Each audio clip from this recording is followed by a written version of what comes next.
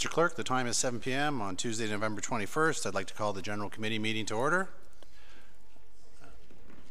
Unfortunately, the clock on the screen is off, Councillor Marakis, but thank you for that. May I please have a motion to approve the agenda as amended, or sorry, as circulated, including the additional items?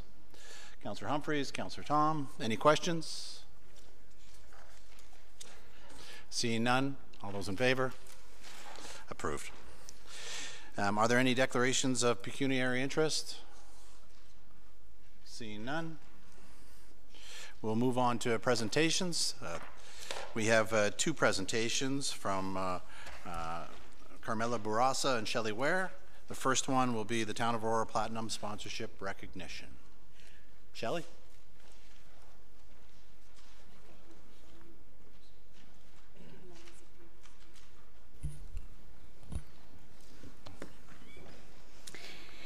Good evening, Mayor Daw and members of council. Thank you for this opportunity to recognize Aurora's 2017 Platinum sponsors.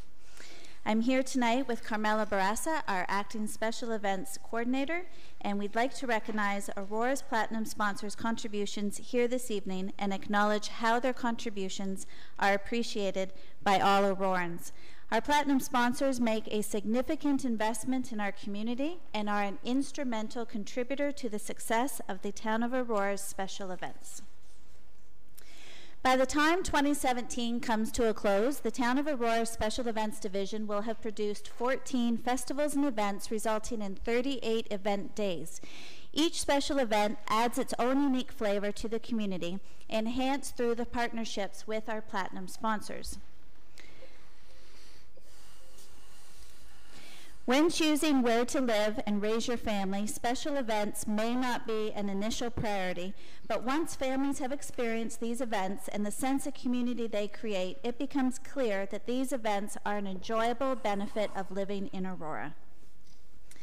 Families can easily enjoy festivals and events once reserved for the big city, close to home, and in some cases in their own backyard, sipping their hot chocolate as they wait to see Santa in the Santa Under the Stars parade, or nestling in their lawn chair to watch movies in the park. As a result of the generosity of our Platinum sponsors, families in Aurora are able to enjoy these festivals and events, make them their own, invite their friends to join them, inadvertently contributing to the local economy. Our Platinum sponsors' dedication to these events has spilled into the community's dedication to these festivals and events. For example, at Aurora's Arctic Adventure, even though it is minus 20 degrees Celsius, families dressed with their parkas come to enjoy ice carvings and music. During Canada Day festivities, kids line up to see the parade and then eagerly participate in all the activities we have to learn about Canada. The Concerts in the Park series is the Wednesday night tradition in July and August for Aurora's families and visitors alike. And at Aurora's Haunted Forest, the young and the wise get fully dressed up for the spooktacular excitement as they are enchanted by the transformation of Shepherd's Bush. On behalf of Aurora's Special Events Division, we would like to give a sincere thanks to each of Aurora's Platinum sponsors. These event experiences are not possible without you. Now I would like to ask Mayor Daw to say a few words on behalf of the Town of Aurora.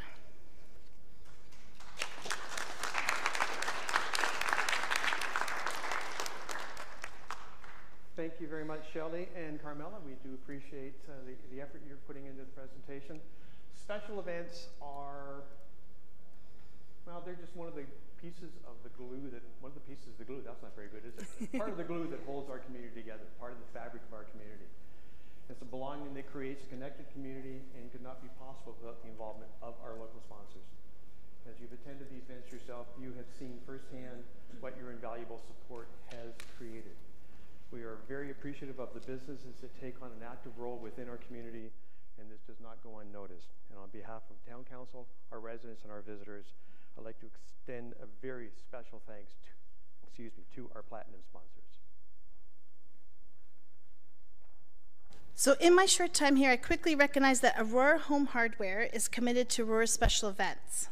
As a valued sponsor for over 15 years, their generous contributions have helped make a difference in many of our events this year, including Concerts in the Park, Colors of Fall, and our upcoming Aurora's Christmas tree lighting ceremony.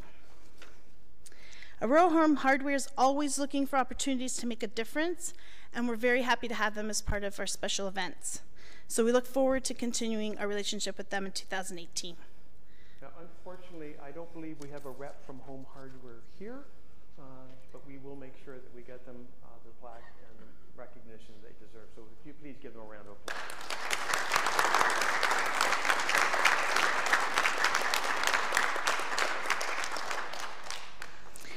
Our next Platinum sponsor to be recognized is Investors Group. Their hard work is appreciated and their contributions enhance several events. Some include Concerts in the Park, Movies in the Park, Aurora's Family First Night. We certainly have had a great working experience with Investors Group, and we look forward to working with them again as a Platinum sponsor in 2018. And I don't believe we have anyone from Investors. I'm getting a bit of a complex up here. But again, we do very much appreciate their support, and we will get them their presentation.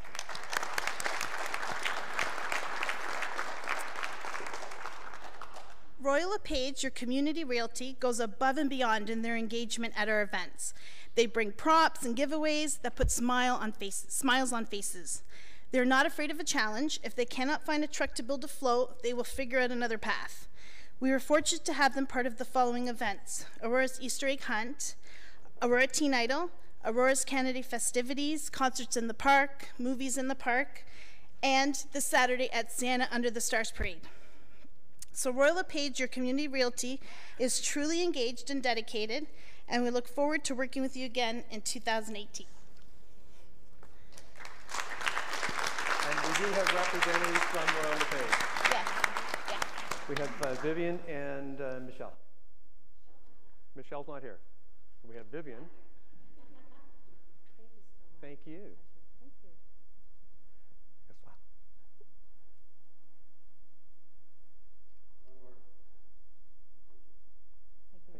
Thank you.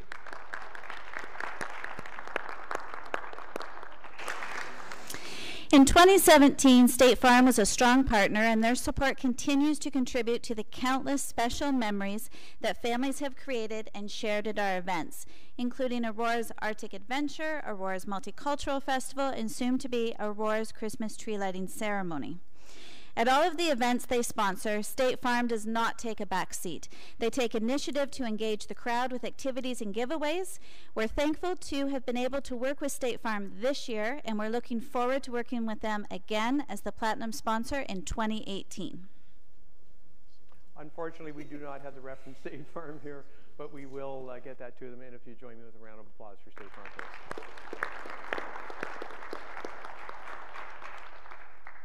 And last but not least, the town of Aurora is very proud to have the TD Bank Group as a Platinum sponsor. We're grateful for the opportunity to work with their teams. This year, TD was actively involved in Canada festivities, Movies in the Park, Multicultural Festival, Colors of Fall Concert, and then the upcoming events that we have, Santa Under the Stars Parade, Christmas tree lighting ceremony, and Family First Night. The town of Aurora is also very fortunate to have TD as the presenting sponsor for our 2017 Concerts in the Park, where their TD Premium Concert Experience generated over 2,300 pounds of food for Aurora Food Pantry. They're a pleasure to work with, and we thank them for their commitment to the community of Aurora. And I know that Ian is here. Ian? Thank you very much.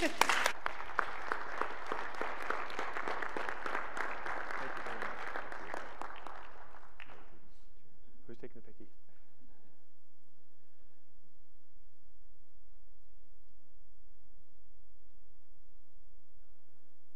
Thank you very much. Thanks, Jeff. Ian, thank you.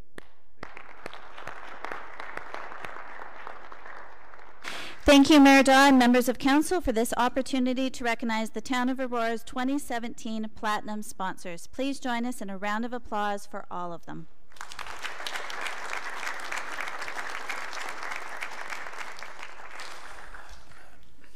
Members of council, may I have a motion to receive the presentation? Councillor Humphreys, Councillor Tom. Any comments or questions? Seeing none, I'll invite you back to the podium for the presentation for the Youth Innovation Fair, but perhaps this time I'll get you to state your name so everybody knows in the room knows who you are. I'm Shelley Wary, Recreation Supervisor of Special Events. And I'm Carmela Barassa, Acting Special Events Coordinator.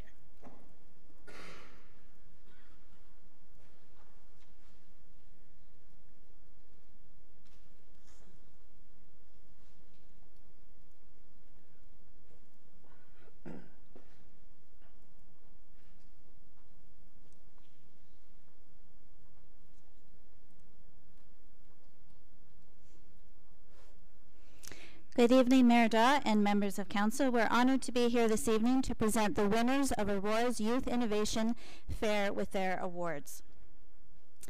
In celebration of Canada's 150th birthday and in collaboration with the Canada 150 Advisory Committee, Town of Aurora hosted Aurora's Youth Innovation Fair last Wednesday. This event showcased not only the creativity of young peoples ages 9 to 17, but also the community's support for youth and their contributions to Aurora. Over 60 youth showcased their ideas. Entries included a wide range of topics from composting machines to studying tools to electric running shoes. The judging panel included Mayor Daw, Wendy Brown from the Rotary Club of Aurora, and Richard Gong from State Farm, as well as our Citizen of the Year, Peter Van Schaik. We're thankful to everyone who attended this evening to show support for our youth and who helped to make this event a success. And now for the winners. So for the junior category, ages 9 to 11, for most innovative, the winner is Thomas Bianco for his toothpaste dispensing toothbrush. For honorable mention, community leadership, the winner is Holly McClelland for her energy use app. And honorable mention, eco-friendly, the winner is Claire French for her solar-powered boat. So would Thomas, Holly, and Claire please come forward?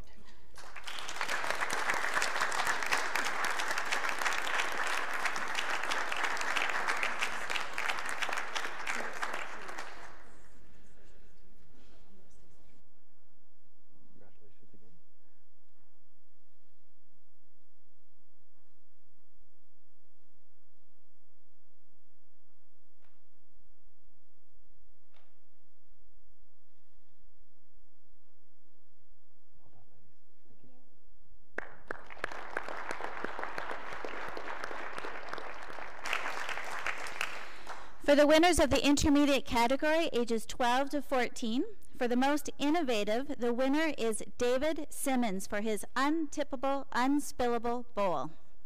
For honorable mention in community leadership, the winners are Dennis Barabavno, Rick Bandini, Matthew Komsa, Kenny Huang, Brendan Ireland, Dylan Ireland, Luke Ivick, Charlie Leet, and Eric Sahai for their rainwater harvesting project. For honorable mention eco-friendly, the winners are Ada Lee and Christine Zhu for their educational app. Would all of the intermediate winners please come forward?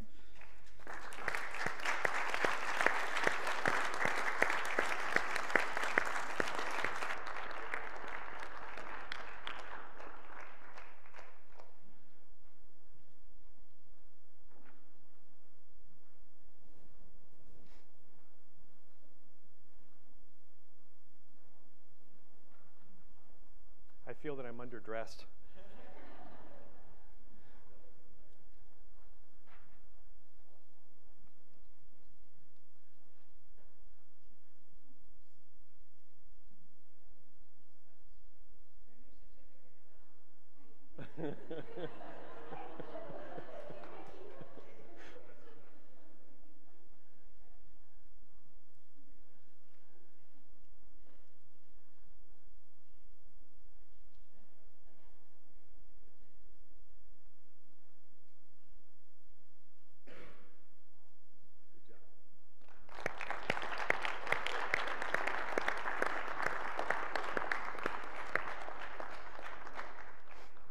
And now for the winners of the senior category, 15 to 17 years old.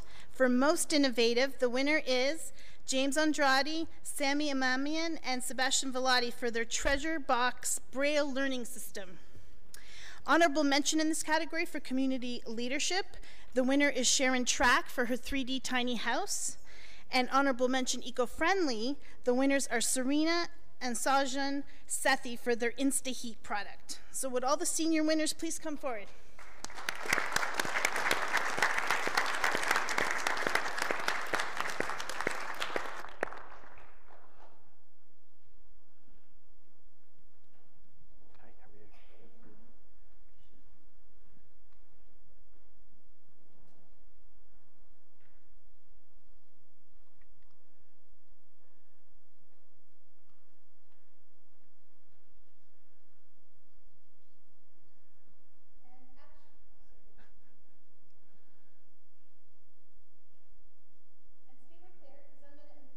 All the winners to come forward and take a nice big shot of all the winners.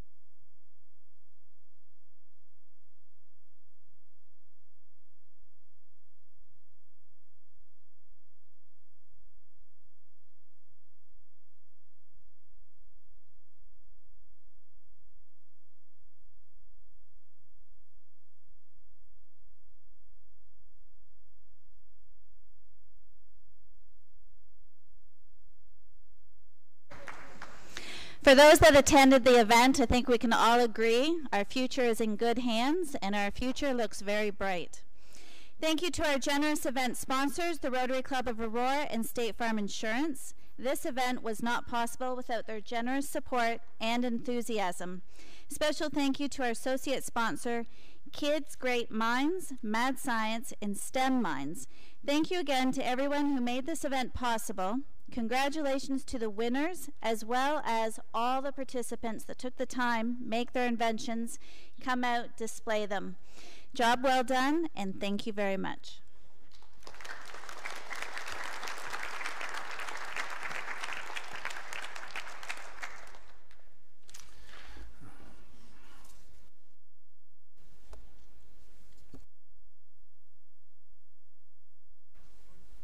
Thank you, Shelley and Carmela, and certainly I'm sure all of council echoes the congratulations to all the winners and all the participants and to our sponsors as well. Can I have a motion to receive the presentation? Mayor Daw, seconded by Councillor Gartner. Any comments or questions? Seeing none. Oh, Councillor Marcus. Thank you, Mr. Chair. Through you, I echo those sentiments. I think we all appreciate everything from the sponsors, congratulate all the winners, but I think we also would like to say congratulations and all the hard work that Shelley and her team with special events do for the town of Aurora. So thank you, Shelley, Carmela, and everyone part of the team, and our director, Al Downey, as well. So thank you.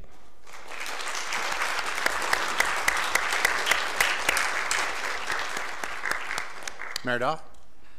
Thank you very much, Mr. Chair. And I must say that as a judge, that was probably one of my toughest jobs all year, was to pick. The range of projects was absolutely phenomenal. From an untippable cat bowl, which I thought was great because I have a cat that tips the bowl, to the Braille, I don't want to call it a game, but it's a Braille learning device. So it's such a wide range, and you wonder where these kids get the ideas. It was great to be there, and if Shelley builds up the energy between now and next year to do it again, I encourage everyone to come out and have a look, because it's really is it's quite heartening to see some of those great ideas. So thank you to staff, and thank you to all the parents who no doubt helped a wee bit. And of course, congratulations to the winners. Councillor Humphreys. Thank you, Mr. Chair. I just wanted to say again, thank you to staff, absolutely, hosting such a wonderful event. Everything you touch turns to gold. So thank you very much. But to the youth as well, you guys did a great job, and you're our future. So keep coming up with those great ideas, because it's incredible for us to watch, and it's just exciting to know that you're leading the way for the world. So thank you so much, and keep doing that great work that you're doing. Thanks.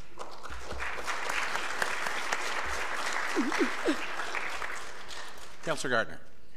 Thank you. And I spent an hour at the Leisure Complex, and I was not able to get through all of the displays. There were so many entries. So many are here tonight, and there are so many more that I'm sure they're disappointed they didn't win, but they were just great.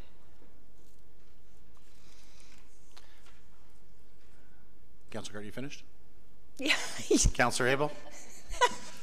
Thank you, Mr. Chair, and I wanted to express my thanks and appreciation to everyone coming out.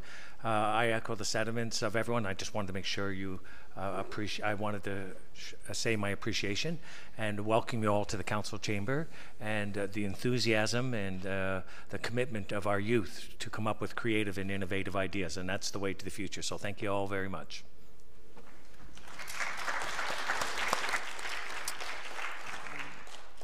Seeing no further comments, I'll call the vote. All in favor? Carried. And the clerk reminded me I didn't call the vote on the first presentation, so with your indulgence, all those in favor of receiving the sponsorship presentation? Thanks, Council. Thank you, Shelley. Thank you, Carmela. Next up is delegations. You're welcome to stay for the rest of the evening. We have some really interesting topics this evening. If not, perhaps before we call our first delegate, we'll just wait a minute just in case anybody wants to head out this evening. I'm sure that there's homework and more science projects to take care of.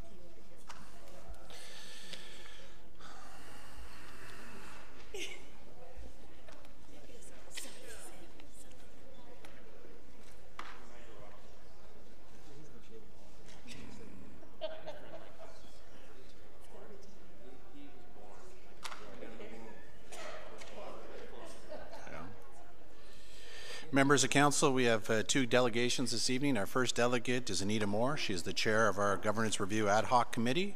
She'll be speaking to item R1, which was the Council Compensation Review.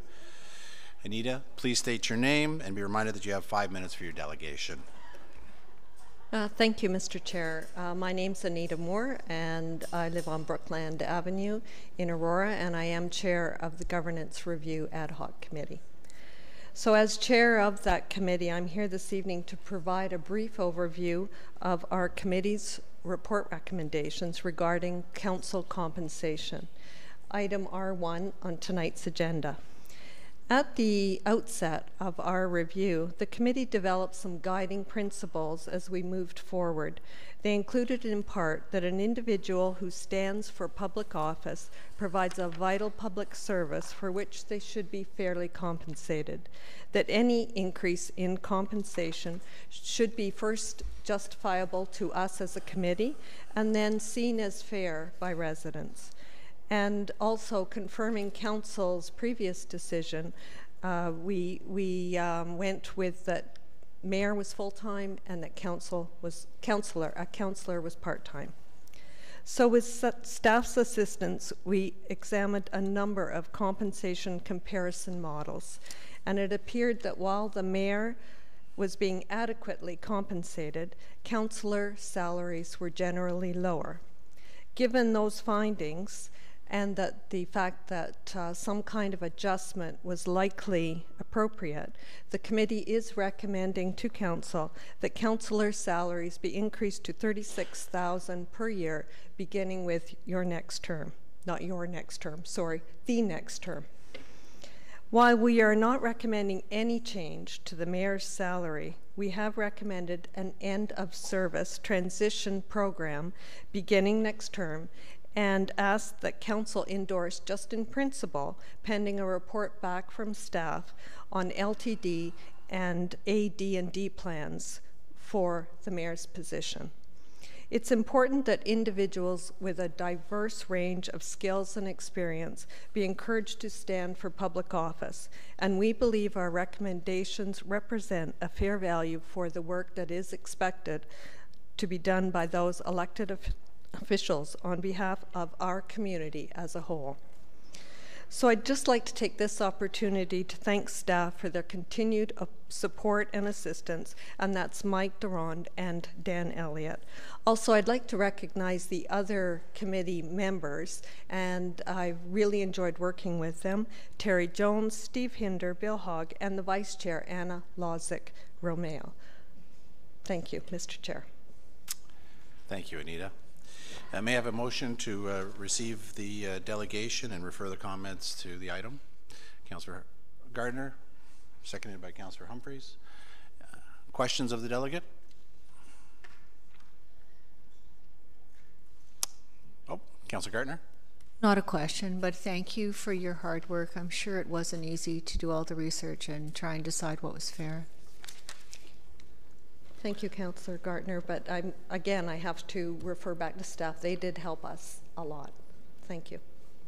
Certainly, I would echo those comments. I know it was a late start for the Governance Review Committee, and you handled a lot of issues for us, and certainly I want to say thank you very much to you and all the members of the committee for the work you were doing. You met a lot, but you got a lot done, so I appreciate it. Yeah, thank you, Mr. Chair. Nothing further. All those in favor? Carried.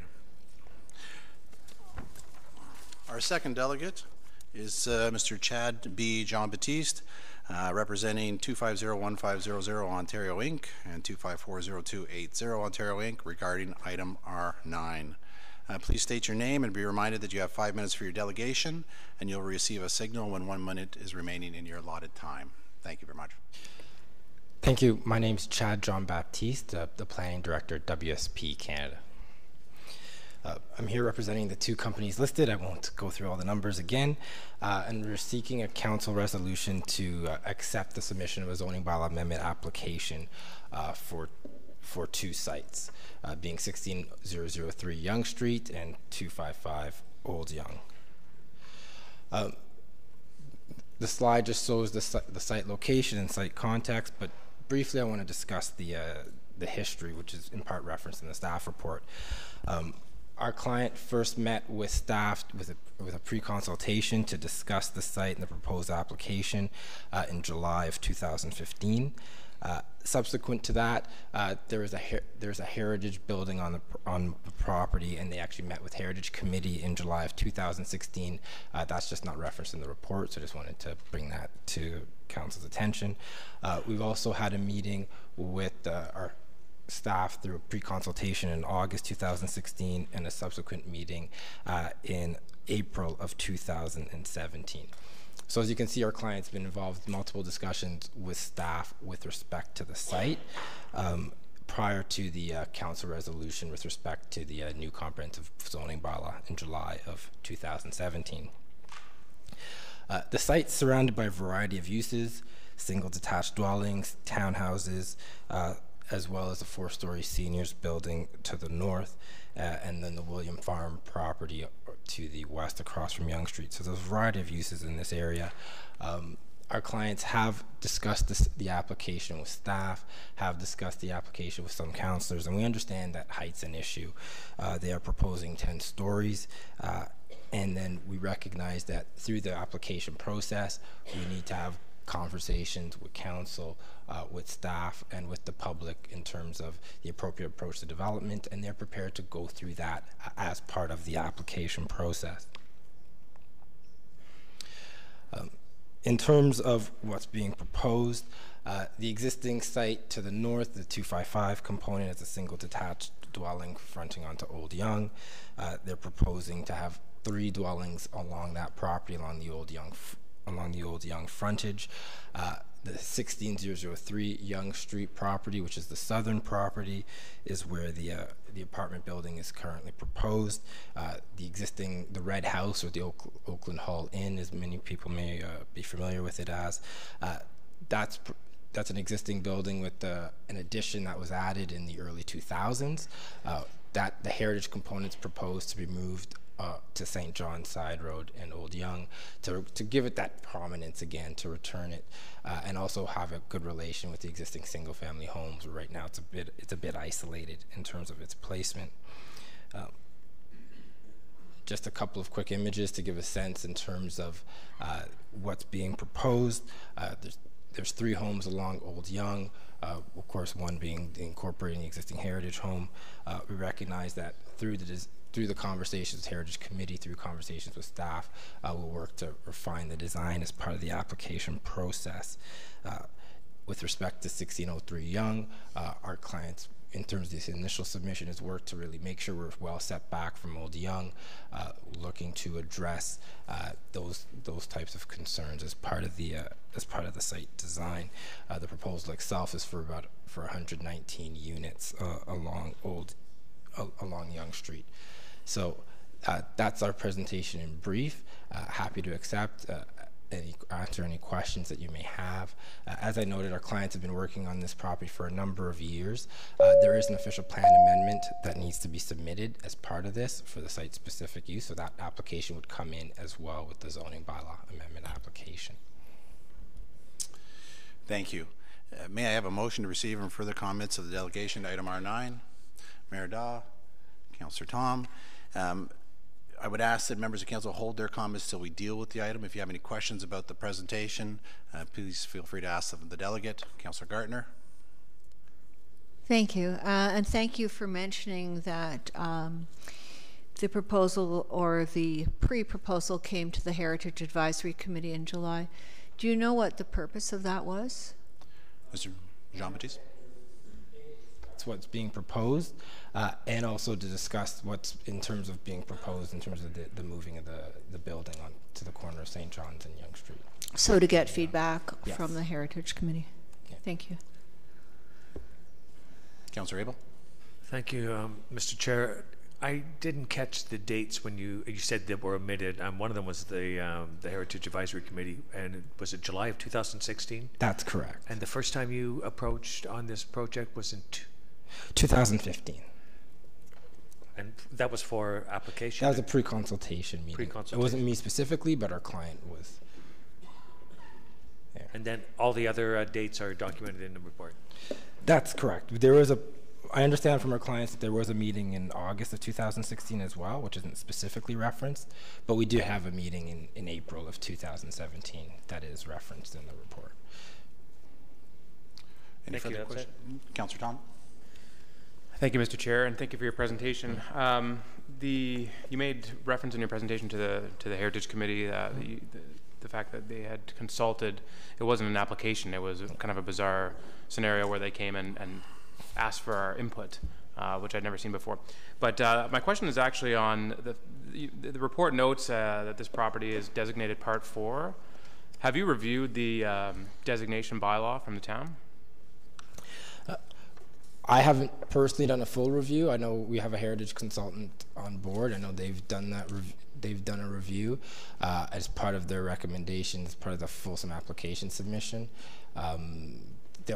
Their recommendation, at least pending, of course, staff's review and council's review, their recommendation is that it's appropriate to move the building. Thank you. So, just as a follow-up, Mr. Chair, therefore, if you read the designation bylaw, there's a lot of emphasis put on the contextual reasons, in addition to the historical reasons and architectural reasons for the designation of the property. So it's essentially the contention of the developer that this designation bylaw should either be rewritten or repealed. From our client's perspective, the context is important, and we want to work with that. The context speaks to the Cosford Corners, the former hamlet around St. John's and Yonge Street, and returning the site because the homes further back from Yonge with the valley between Yonge and the building, and there's just the one driveway access. The thought of bringing it, the heritage home, right to the corner at St. John's Side Road in Old Yonge to sort of give it that prominence within that area, within the context of the homes across the street from Old Yonge, and then make it much more visible than its existing condition. Again, I was just maybe clarifying that we would have to repeal the current bylaw or amend the current bylaw in order to achieve what you want to do. And that would be part of working with staff and council through our application process. Thank you. Thank you. Seeing no further questions of the delegate, thank you for presenting. All those in favor of receiving and referring? Carried. That closes that portion of our agenda. On to the consent agenda. Are there any questions on the items in the consent agenda, either C1 or C2? Councillor Gardner? Did you have a question, or did you want an item moved to the regular agenda? No, I have a question on C2. Can I just go? Yep, certainly. I keep looking at the agendas, and I've been hoping to see a discussion on the authority's plan to manage the increasing risk of overland flooding, especially important because we have a lot of homes in Aurora that are within the floodplain. So perhaps through you, Mr. Chair, to the Mayor, there hasn't been anything that I've noticed on the agendas. Can you give us an update on any discussions that are happening with respect to the increasing flood risk and how the authority is going to help us? Mayor Daw, as chair of LSRCA, are you able to respond? Not in 25 words or less. It's an incredibly complex issue, but I'm happy to take that. It would be much better to have a presentation from the authority on that particular item. Is the Conservation Authority working on the increased flood risk, and do they have plans in place to help us? Mayor Daw? Absolutely, they've been working on floodplain remapping for a couple of years now, and they're actually there's a proposal to do yearly updates on floodplain mapping. So there's absolutely plans in place. I think that there have been a few questions raised over the last little while, so perhaps it is appropriate to invite LSRCA to come in to speak to this issue and others. Thank you. Sorry, Councillor Gardner, continue. I was just going to say that this is really important to Aurora. We saw what happened in this summer even, and there's a lot of homes at risk of flooding, so we need to know how those homes are going to be protected. Thank you. Thank you. So do we need a motion to ask the authority to come forward? No. I don't believe it. Fortunately, we have the chair in attendance. Thank you, Mr. Chair. Councillor Maracus. Thank you, Mr. Chair. Actually, it's on the same item, C2. I don't know if I'm reading this incorrectly or something, but maybe our mayor can, as the chair of Lake Simcoe, can kind of maybe clarify some of this. But I'm reading through item, is it presentation A, and it goes on to speak about how the Conservation Authority partnered with the developer Geranium in particular, and during the development of Friday Harbor. And so I'm just curious, were they in partnership during the application of Highland Gate as well? Mayor Daw, are you able to speak to that? I think part of it is defined by what you mean by partnership. Working with people is partnership. So exactly what do you mean? Partnership how? I don't want to start a debate back. Well, I don't want to start a debate back and forth either, but I mean, as the chair, wouldn't you know what that means? I mean, maybe you could explain it to us. And I quite frankly, I would like to understand how is it that we're just getting this information now, if this is 7 to 8 years old? Should we not as a council have heard of this previously, just so we'd be made aware of this? Verdell. It's not up to me to define what you mean by partnership, so. It's Lake Simcoe. Councillor It's a Maragos. partnership. You're the chair of Lake Simcoe. Wouldn't you know what the definition means coming from Lake Simcoe? Are you not aware as the chair of Lake Simcoe? How's this point of order? I'm talking to the... Councillor Tom, your point of order is? I believe the procedural bylaw talks to if a question of clarification on a consent item, then that is in order. But if you're going to go have a back and forth debate, the item should be moved to the regular agenda. Fair enough. C2 has been moved to the regular agenda, so then I may have a motion to approve item C1. Councillor Tom, Councillor Gardner, any questions? Seeing none, all those in favor? So moved. We'll now consider the items from the regular agenda. Councillor Abel? Chair, it's a usual practice that we poll the audience to see if there's some items that we could pull forward.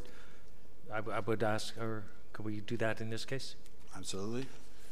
Perhaps the clerk can just confirm which items people are in. We know there's for the R9. What about this? R1? R2?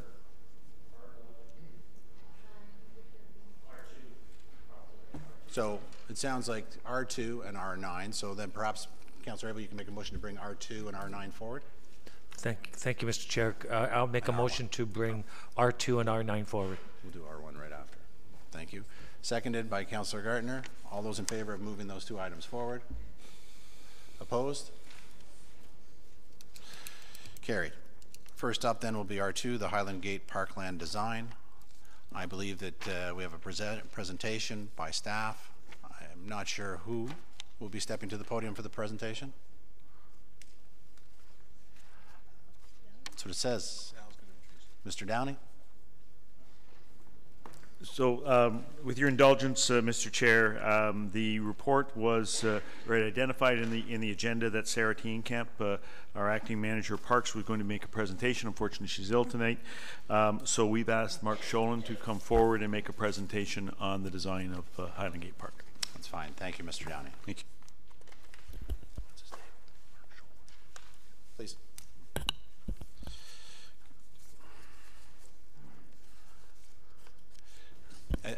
As you heard earlier, please state your name, and you have 5 minutes for your presentation. Good evening. I'm Mark Scholen from Scholen & Company. We're the landscape architects working on the Highland Gate Park. Thank you for inviting me to come to the podium this evening to provide you with a brief presentation on the park. And the presentation focuses on the progress that we've made since we were last before Council. So this is the focal point of the site, which is the main park space within Highland Gate.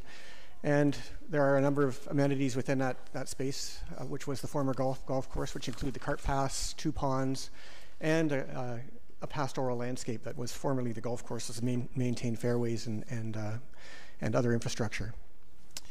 When we presented to Council last, we left with a bit of homework to do, and that homework was to work with the community to refine the park concept plan and to work with town staff and the Conservation Authority to address some key issues that were outstanding in the process of developing the concept. So we have done that, and we're back here tonight to give you a little bit of an update as to where we are at with that process. So what we've done since we last met was to do field verification with Lake Simcoe Region Conservation Authority staff and town staff. So that field verification related to where trails should go relative to the floodplain, where trails should go relative to private properties, adjacent properties, the best location for planting and facilities, and field truthing. All that really helped us to refine the design to make it more real.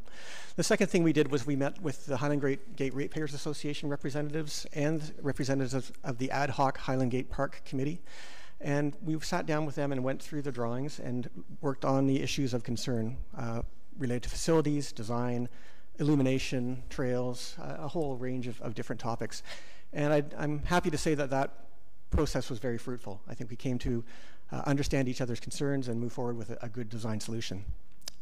The next thing we did was technical assessments. So we knew that lighting was a real key issue, so we did a photometric analysis to determine the extent of light stray from the proposed luminaires within the park. We refined light standard locations so that they would be away from private property. We aligned the trail so it would provide a better trail experience, but also provide more privacy. And we determined the configuration of the boardwalk and the method of illumination because the boardwalk is to be located in an area that's quite close to some rear yards. So all of this work was done in the spirit of cooperation and resulted in some key design modification. We realigned the spine trail to minimize light impact and provide a better user experience. We positioned light standards to mitigate the potential for light stray into private property. We increased the amount of planting density around those luminaires so that they would provide more visual screening. We removed the shelter structures, which were a bit of a contentious item with respect to concern about illicit use. We integrated the lighting into the boardwalk railings so that the lights would be low and would not be intrusive to the neighboring landowners. We added directional signage to be consistent with the town's signage and wayfinding program. And we added a timer control to the lighting system so the lights could be turned off at 11 p.m. or thereabouts, as opposed to running from dusk to dawn. And that was a key point of discussion with the committee. Some quick facts. The open space system will comprise 21 hectares, just a little over. We'll have about 7.6 hectares of off-road trails.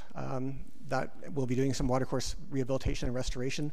And we'll be converting the online ponds to offline ponds, consistent with the LSRCA's requirements.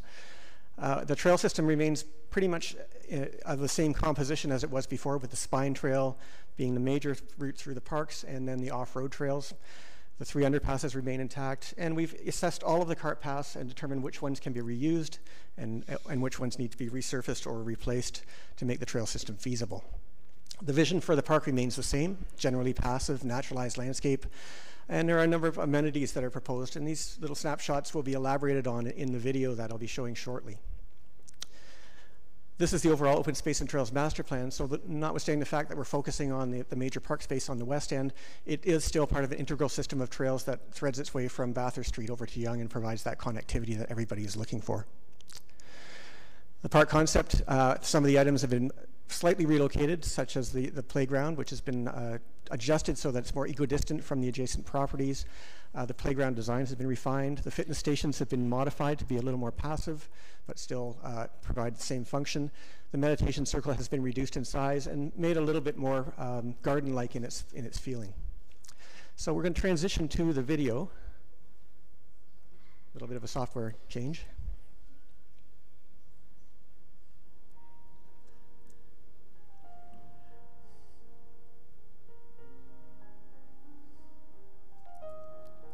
So this is the entrance to the park at the playground, where we go down the slope towards the play area.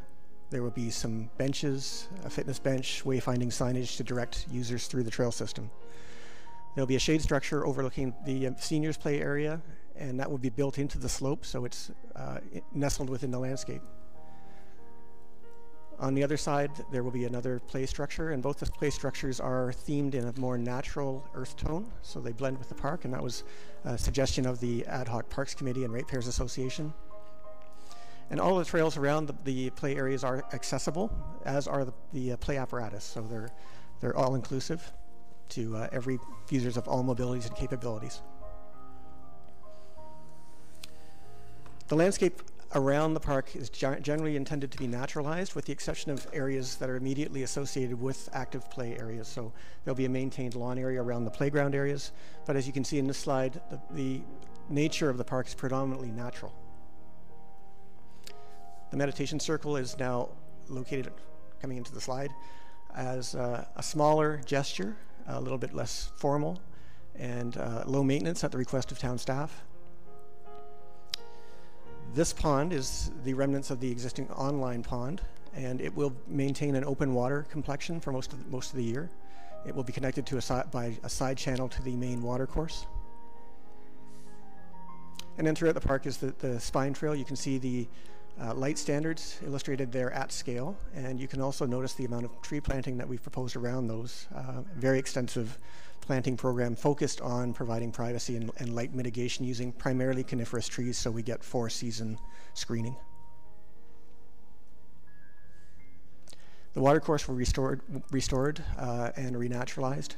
It will include a riffle and pool sequence, which allows for better fish passage and improved sediment transport.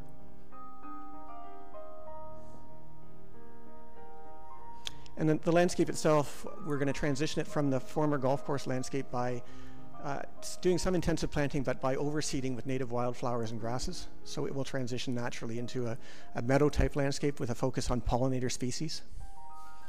We have a couple of footbridges that will be installed to replace either an existing footbridge or to provide a new way to traverse the watercourse. And then the naturalized area leading up to the western pond.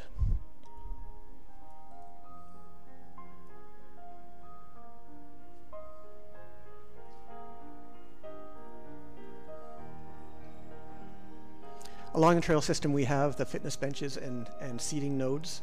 And those benches are located approximately 100 meters apart and form a circuit so that you can move from one bench to the next. You'll see in that image there's the town's standard wayfinding signage. This park is consistent in its look and feel to the overall park system in the town of Aurora.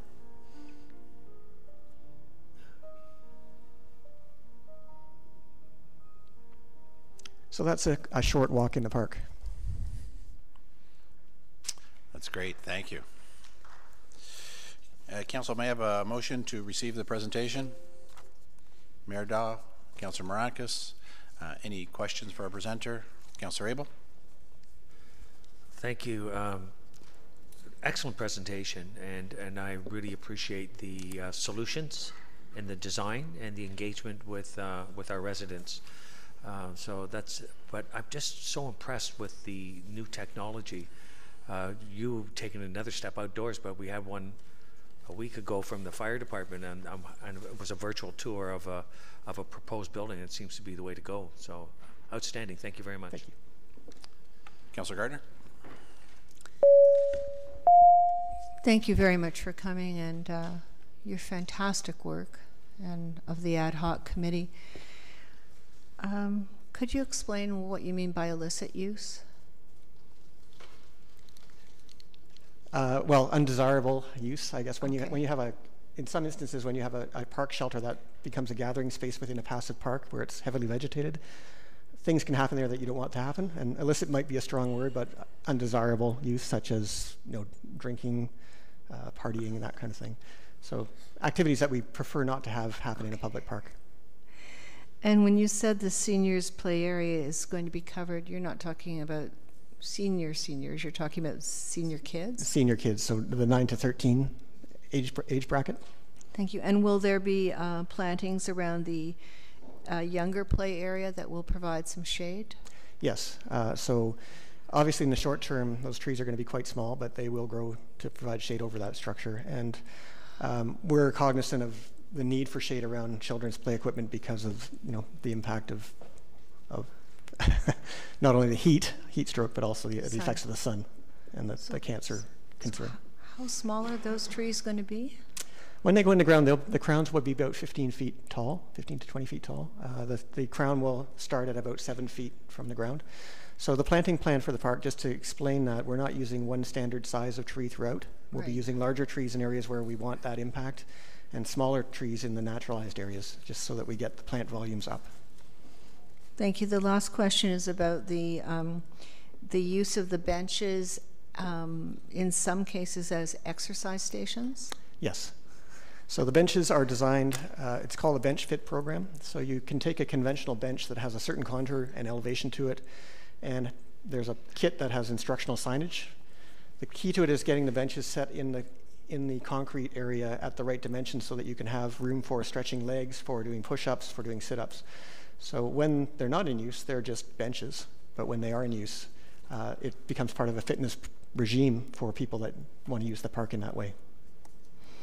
It's just fantastic, and I can see from the face of one of our residents who was quite concerned about this park. She seems happy, so congratulations. And if I may, I would really like to thank both the Ratepayers Association representatives and the Ad Hoc Park Committee representatives for working in the spirit of cooperation and contributing some really good ideas. Thank you. It's a good result. Thank you. Thank you. Thank you. I see no further questions or comments. All those in favor of receiving the presentation? Carried. Would someone care to put the item on the floor? Moved by Mayor Daw, seconded by Councillor Gartner. I think we're referring to the staff recommendation. Just just waiting for the clerk to catch up. Members of council, any comments or questions with regards to item R2?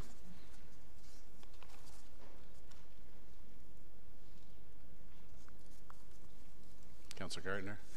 Well, I think it can't be said enough that this the residents and the designer have worked to put a wonderful park in this area. I think it's going to certainly maintain the value of the area, and it's just a very happy result after a long process of uncertainty and disagreement. So I'm very pleased. Councillor Abel.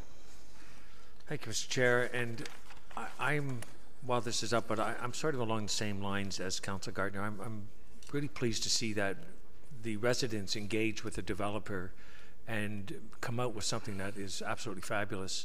I remember at the very beginning of the Highland Gate was the comment that Geranium does good things for its community, and I can see with this effort that that's exactly true. So I would like to point that out. You know, when we engage and work with our residents, some great things can happen. Thank you. Seeing no further questions, all those in favor? Carried. Thank you for all the work. We'll now move to R9.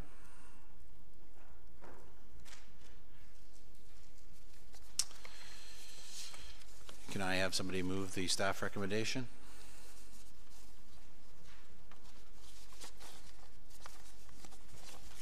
Mayor Daw, is there a seconder to move the recommendation?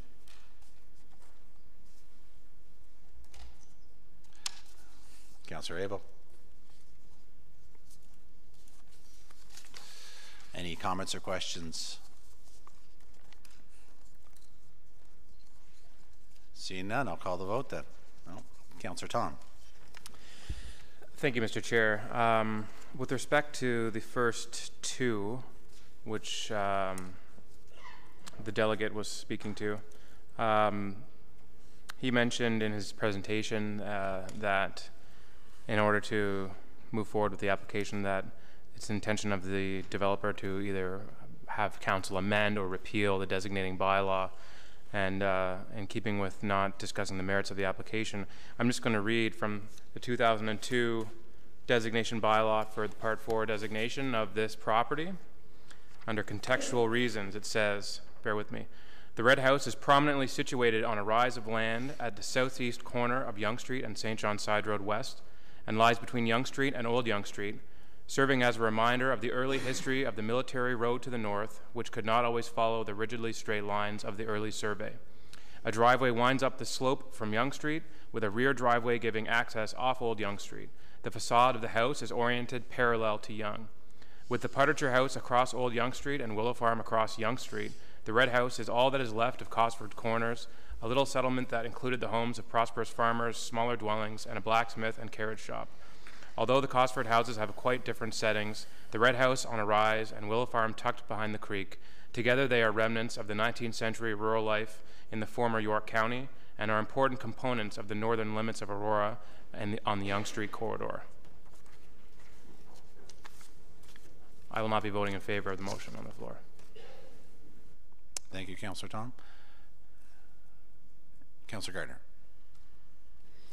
Thank you, Mr. Chair. And the developer did come to the Heritage Advisory Committee, and it was a very strange appearance because there was no plan on the table. And as Councillor Tom said, I've never seen anything like it.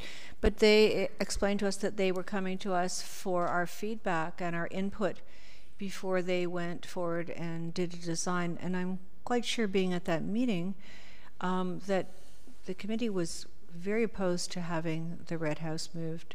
So it seems to me like it was a wasted visit for the developer and for the committee. Councillor Abel. Thank you, Mr. Chair. You know, we often see a lot of developments, and I mean, I'm talking about United Church, where we took a significant heritage core and we changed that. So I'm a bit puzzled with we're in the downtown core, and now we're at the outskirts. But I appreciate the passion, and I think when people come to the committees, it's their first introduction to find their way, and they're welcome to do so. I would expect that it's not weird; it's to be expected. That's how we start. When people have something to do, they bounce things off the committees and then pursue all the way to council for a decision.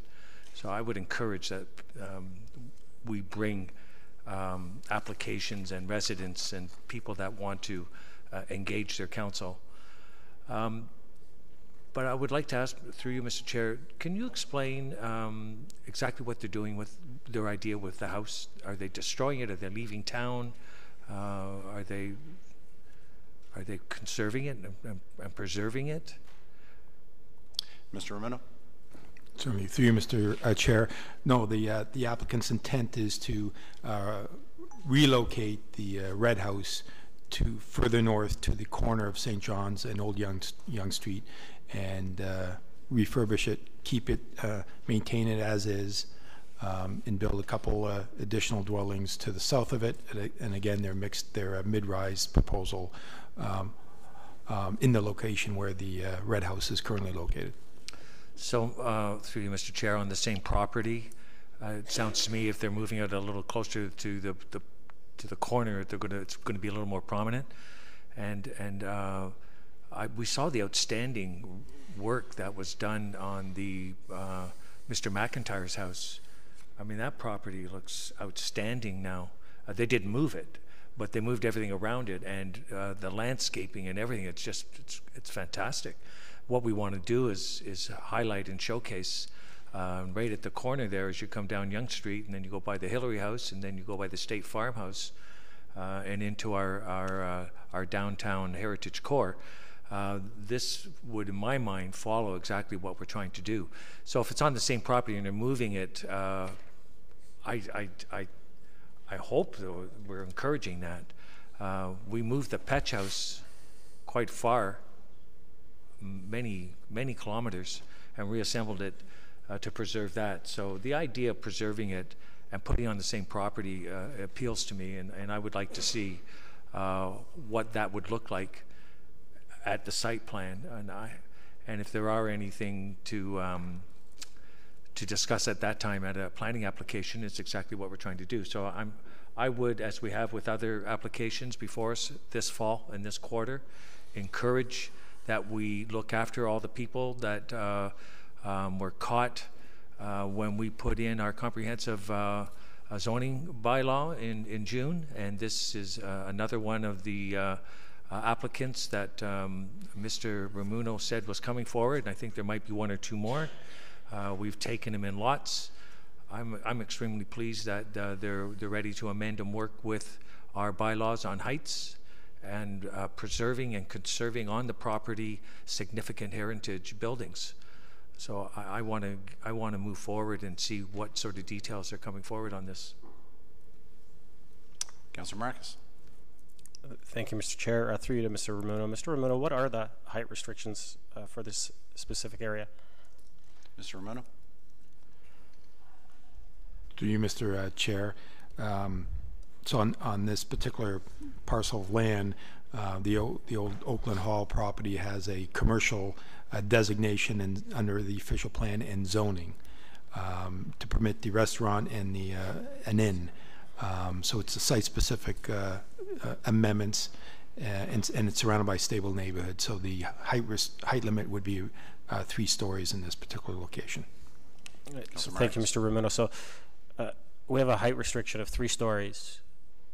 What's being proposed is 10 stories. It's more than 3 times what we allow. Now, while we can be flexible, I think that's asking a little bit too much at this point. My recommendation at this time would be to say no and to ask the applicant to come back with a revised application once Bill 139 passes and once this council has more authority to make a final decision. And that's where I would stand on this one, because I'm not comfortable allowing it to move forward, looking at it the way it is right now. Thank you. Councillor Gardner, before we go to you, we're going to go to Councillor Humphreys for the first time. Thank you, Mr. Chair. Similar to comments of my peer, Councillor Marakis, recently we were talking about, you know, the ambiance of Aurora and how special it is at an event. And one of the people mentioned that we are doing a really good job of keeping limitations to floors, level of floors and stories that we allow. Some are exceptions depending on the situation. Here, I don't think it's appropriate at all, and I hope that the applicant will go back and look at our zoning bylaw and come back with an application that is more suited for that spot, which is coming down in those stories. Thanks. Mayor Daw. Thank you, Mr. Chair. And once again, I'll point out that part of these conversations are more properly had at the public planning meeting, as opposed to here. All we're doing is deciding whether or not we are going to authorize staff to accept the application. And I will vote in favor of them so we can actually have the discussion where it should be, which is at public planning. Councillor Gardner for the second time. Thank you, and I apologize if I wasn't clear before. What I meant, and I think Councillor Abel and Councillor Humphreys will agree with me, when we sit on the Heritage Advisory Committee, a proposal is brought to the committee, a plan for comment. So I've never experienced anything like this, and perhaps you haven't, where a developer just comes to talk to us to get feedback without having any kind of proposal in place. They just show us the piece of land that they have. Councillor Tom for the second time. Thank you, Mr. Chair, and that is what happened. As Councillor Abel and Humphreys know, and everyone else who's been at the Heritage Committee, typically we receive applications for either removal from the list or active applications, and this was, at least in my experience, the unique, I think the only one we've ever heard since I've been on the committee that was just asking for our input, and they might come forward with something later. But going back to what Councillor Abel was saying about, well, we'll just move the house. I would encourage Councillor Abel to read the designation bylaw for this property. It is not specific to the building. And in fact, unless I'm mistaken, when we designate heritage buildings, we're actually not designating the building, you designate the property itself. The bylaw was written in 2002. It's specific to there's historical reasons, its connection with the Partager House, its connection with the Willow Farm as a part of Cosford's Corners, goes into who owned the buildings. There's architectural reasons, which are lengthy. It's quite a good example of a 1.5-story classic Ontario solid brick building with a 1-story solid brick rear wing. There's no guarantees that when you try to move a house that was constructed in the mid-19th century that's going to be successful. We had an application on a designated house that was passed by the previous council and previous Heritage Advisory Committee on Wellington Street, where the front facade was supposed to be kept, and they guaranteed, we'll keep the front facade, it'll be perfect, and it had to be destroyed because they weren't able to maintain the structural integrity of the building. But again, I want to make it clear that the bylaw is specific to the contextual reasons for not only the historic and architectural, but again, the contextual reasons for why this is an important building, an important property to the town. I'm not in favor of repealing or amending the designating bylaw. And so it was mentioned in the gentleman's presentation that that's their intent. It's obvious that they have to do that to get where they want to go. I'm not in favor of it, and I'll be voting against it. Councillor Abel for the second time. Thank you, Mr. Chair, and I thank Councillor Tom for reminding me of the bylaw and that I should be reading it. But I think I'm going to follow what Mayor Dahl pointed out, is those merits aren't being discussed at this. We're just accepting applications. So if you're not interested, that's fine, and that's your right, Councillor. I would like to see what they have planned, and based on the comments that we're making here, I'm sure they're going to develop what they said. They did mention already that they were going to adjust the height. Again, it's just to have the application. I think it's our duty to allow them to at least get to that process, and that's the planning meeting, to get just like we allow everyone else. not based on what we perceive or what has been presented. So we've been reminded almost every time we do this that it's not the merits of what it is, it's just to proceed with the application to the planning process. I'm in favor of doing that because we've done that for every other so far. They were engaged and caught in it. If at that time we decide as a council not to let them move that, fine. They can discuss and adjust at that time. So I would, as a matter of respect, just allow that application process to go forward. That's what we've been doing for the last 3 months, and this is no different in my mind than any of the other ones that have been brought forward. Councillor Marakis for the second time. Thank you, Mr. Chair. And I guess this feels like deja vu to me all over again, because I'm going to say the same thing I've been saying each time this comes before us, looking to receive an application. Of course we have to look at the merits. It's in the report. If we weren't to look at somewhat of the merits, then they wouldn't put it in the report. We would just get a blank thing saying that this person wants to develop this property, and just saying this property, wouldn't even tell us what they're going to do, and just say, do you want to receive the application? That's how you do not discuss the merits. But the merits are in the report, so therefore you have to take a look at it. If something came forward, as I said before, for 20 stories, would you just say, yeah, sure, bring it on, let's receive it, because you know, they had conversations with staff before we approved our comprehensive zoning bylaw. That's not making an informed decision. That's not making a decision that's in the best interest of our community. Sorry, I disagree with that. I think you have to look at the merits. You have to make a decision on what's best. And if you're not comfortable with allowing it, with the possibility that if they don't get it to a point that you would be comfortable with, and then it could go to the OMB, and the OMB could overturn our decision. If you're not, how could you be satisfied allowing that to happen? So you know what? Go away, come back when Bill 139 gets approved and receives royal assent, and we can have that authority to uphold our official plans and move forward and create a vision and a town that we want to see. So I just don't understand how you cannot look at the merits. I would agree that it's deja vu. We've had that debate a few times now, and we need to get to some clarity on that. Council, I'm going to ask that the motion before us be split and we vote on the different items separately.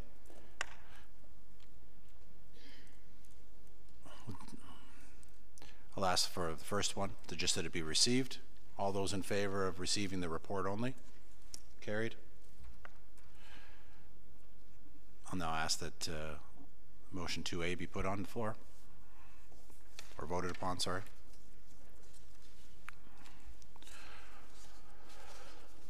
All those in favor of accepting the application from 2501500? Opposed? Sorry, Councillor Abel, were you in favor or opposed? I was in favor. Then that motion fails. B?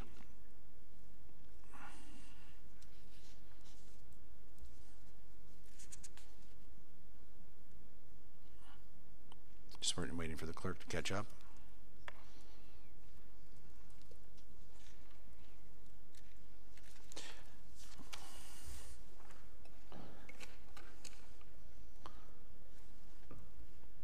All those in favor in accepting the zoning bylaw amendment application from 2540280? Opposed? That motion fails. C?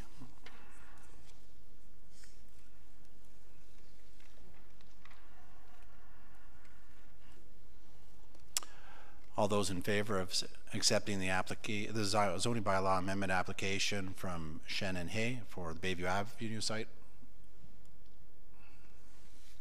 Opposed? That motion fails.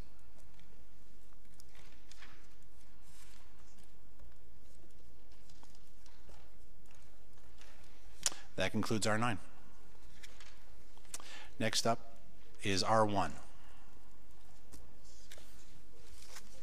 That's at the end. C2's at the end? Yeah, I'm going to do C2 at the end. We have delegates from the committee anyway, so I'd like to do R1. Sorry, Councillor Gardner? I have a procedural question. So the motion failed because there was a 3-3 vote? I voted against it. And you voted against it as well. So that makes it 4-3. Thank you. I didn't see it.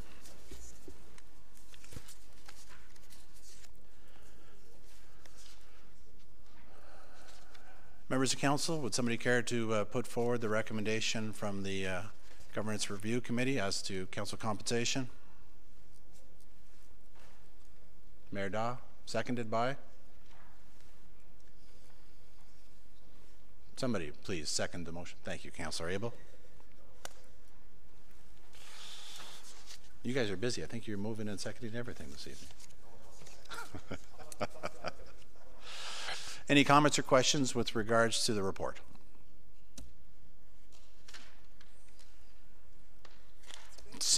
Councillor Gardner. Thank you. I just think it needs to be said that, again, that the committee worked hard. They did the research. They had the help of staff, and they've provided their results. And I appreciate their work. Any further comments? Seeing none. All those in favor of the motion on the floor? Carried unanimously. Thank you for all your work, and we'll see you next week, I'm sure.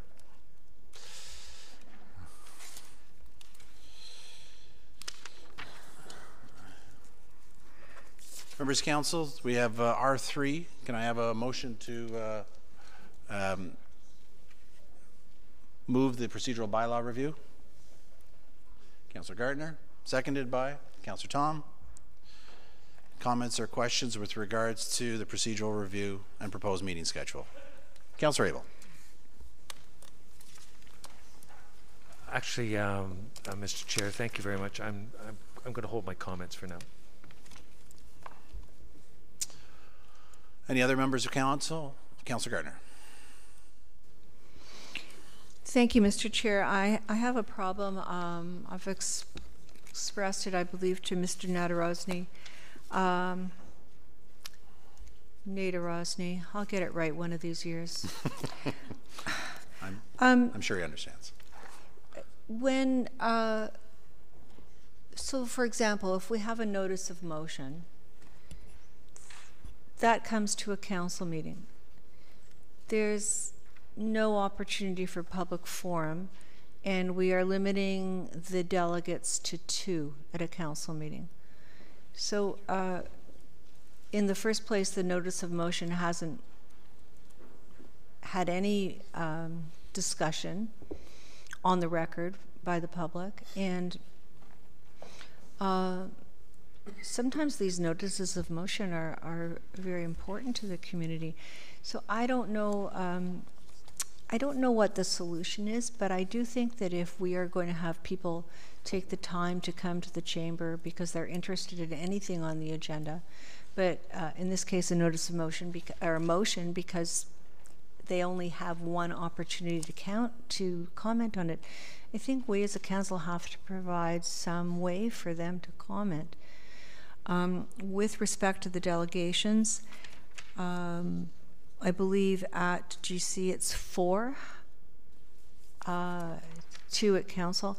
We could have an agenda with 15 items on it.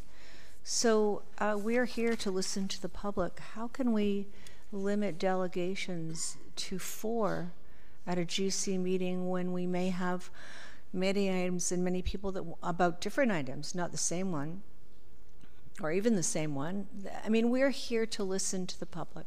So to me, the way this is structured about delegations limits the accessibility to us, and I think it's just wrong. That's all I have for the moment, because that's from memory. I just need to check my notes. Thanks, Councillor Gardner. Any other questions?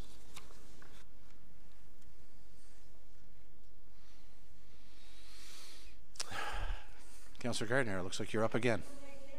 Just to buy myself some time. I asked the clerk earlier in the day, and I think it's probably important for the council to know this.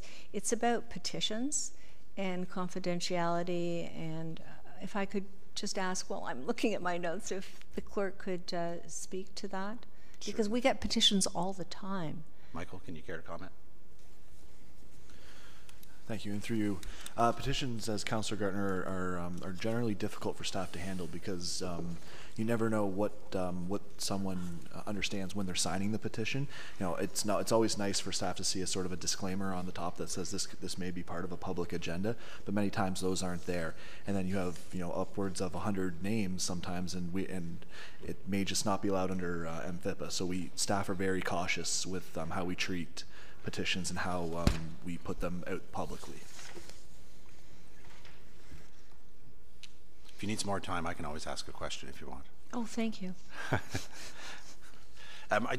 I'll save most of my questions for next week, but I just had one question with regards, and I don't know if it's better directed to Mr. Nadarosny or the clerk, but I did notice that council meetings aren't supposed to start until January 23rd, which is a 42-day break between our last council meeting in December and January. And I was wondering what the thinking was, because as long as I've been on council, we've never had such a long break, including the summer.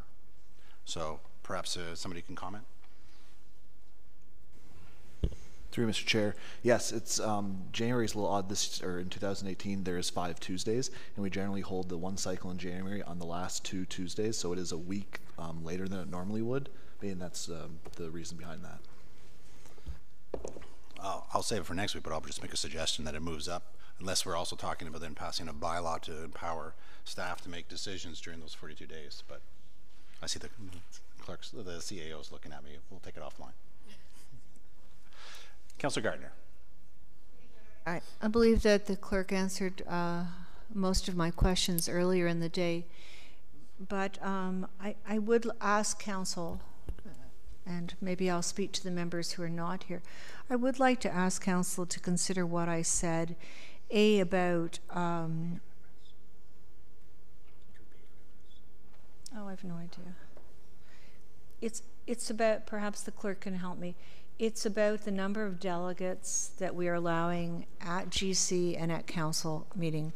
I think that if there is, there should be something added that if there is a GC meeting and it has more than X number of agenda items, that we would allow for more than 4 delegations. And the same thing with respect to a council agenda.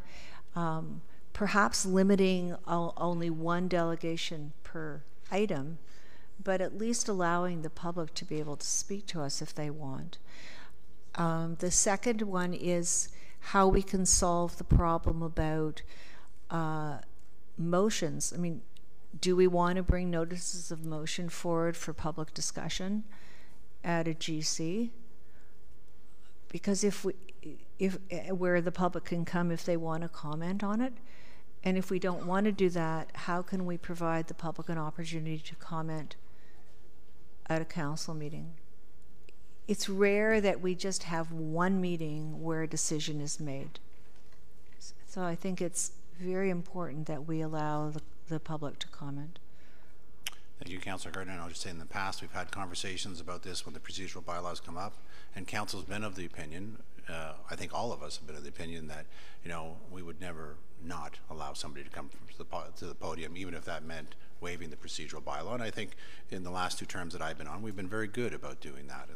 And so I think your comment's very valid, and I'm sure there'll be more discussion about next week. Councillor Tom. Thank you, Mr. Chair. And I'm just going to make a comment with respect to, it's not in the proposed changes, but it is in the procedural bylaw. So I think it's germane to what we're talking about.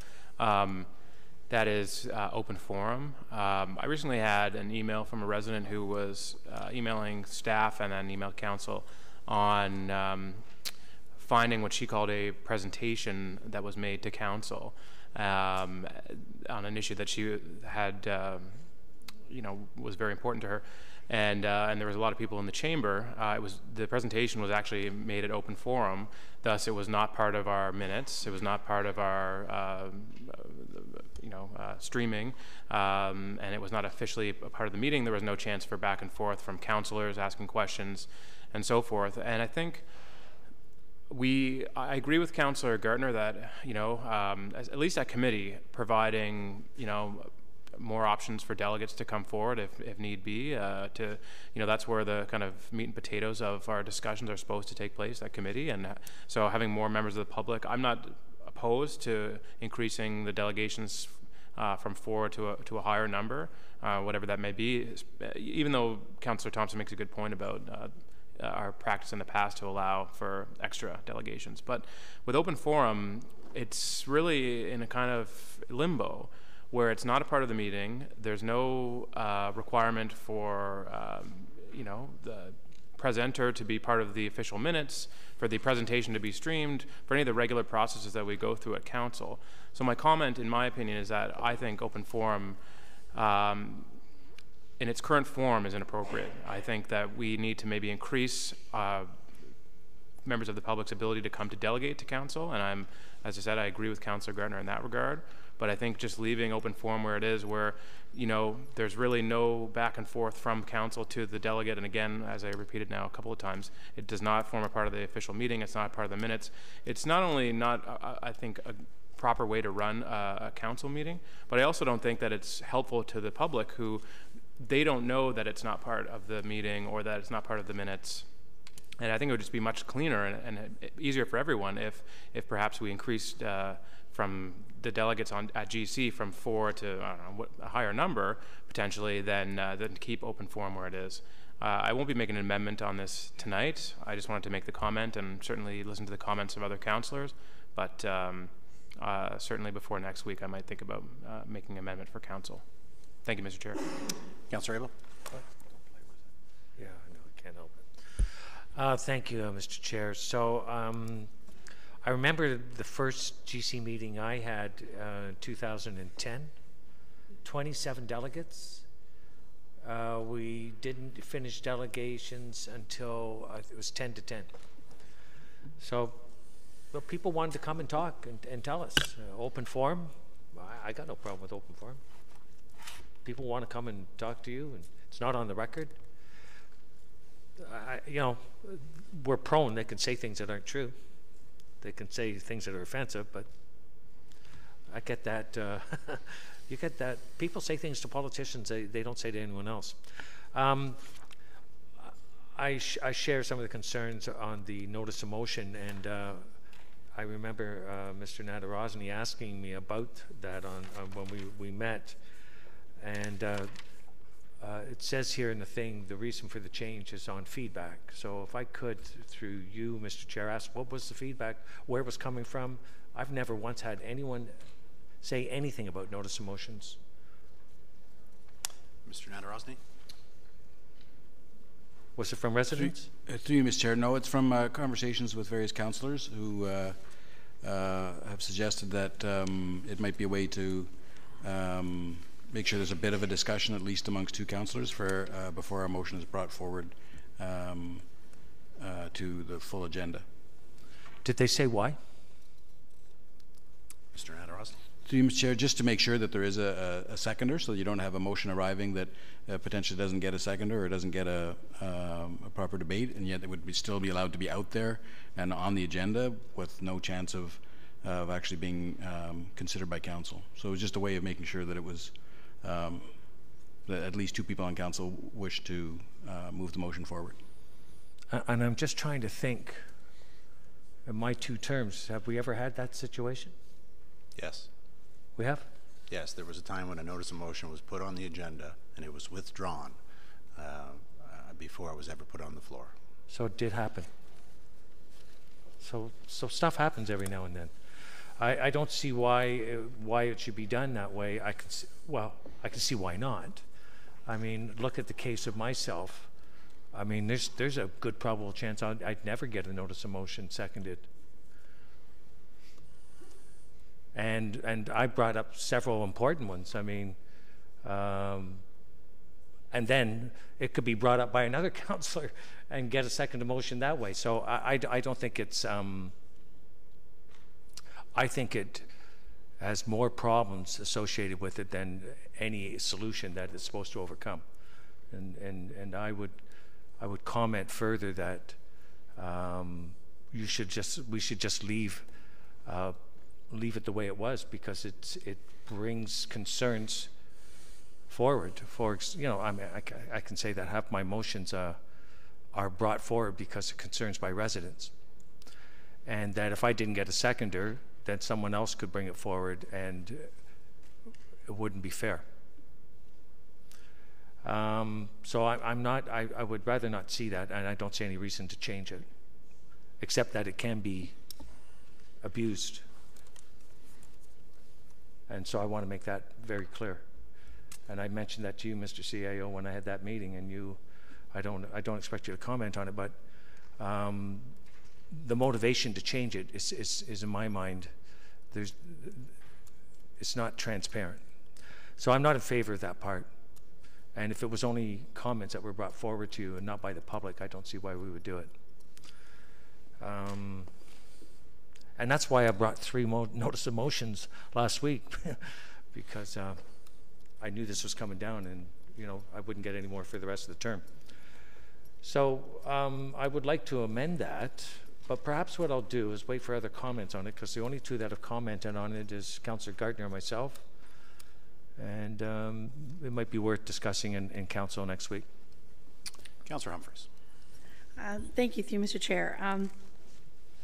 Yeah, some of the bigger changes are on notice of motion, and I'm just trying to understand. I know this has change in rationale, but just the one, first of all, we have to provide motions a day earlier, 12 noon on the Wednesday. Unless you're really organized, I could use the extra day. So I know it helps for the agenda. Revise required, change may be required to fit agenda publishing timeframes. So I'm not sure. I think it's great, but I'm not sure. I'll have to think about that. And a seconder, I think it's great to have that support for sure.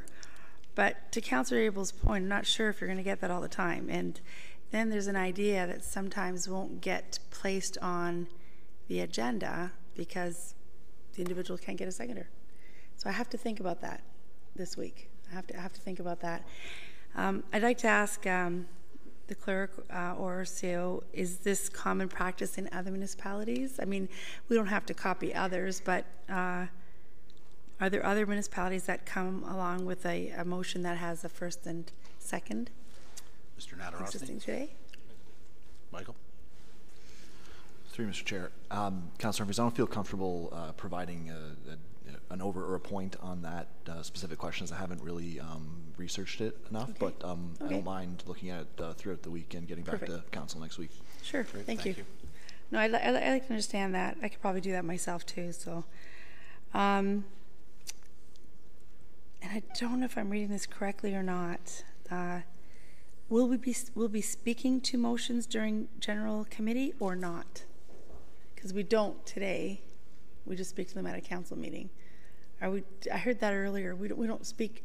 That's not changing? Okay, perfect. Thank you. And okay, perfect.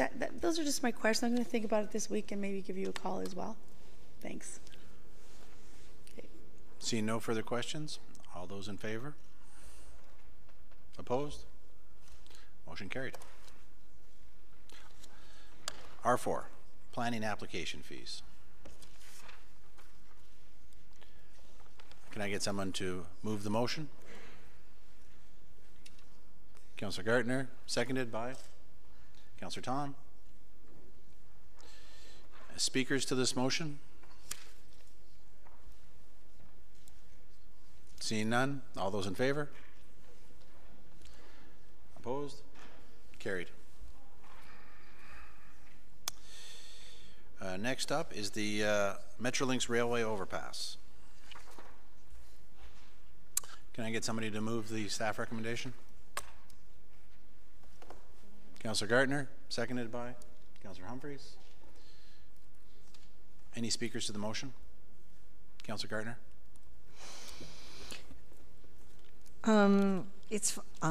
What a great way to start a speech.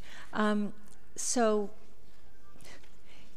we can make any motions we want asking the Region of York to fund something, but they're not going to. I mean, they in this report they didn't fund another proposal we had, so why should we think they're going to fund anything else? So is this just for the record through you? I guess, Mr. Muno. Mr. Muno, is this just for the record that we're saying this? It's point 3. Mr. Romano?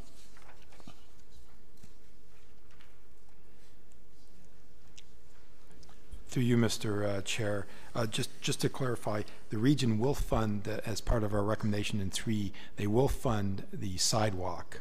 Yes.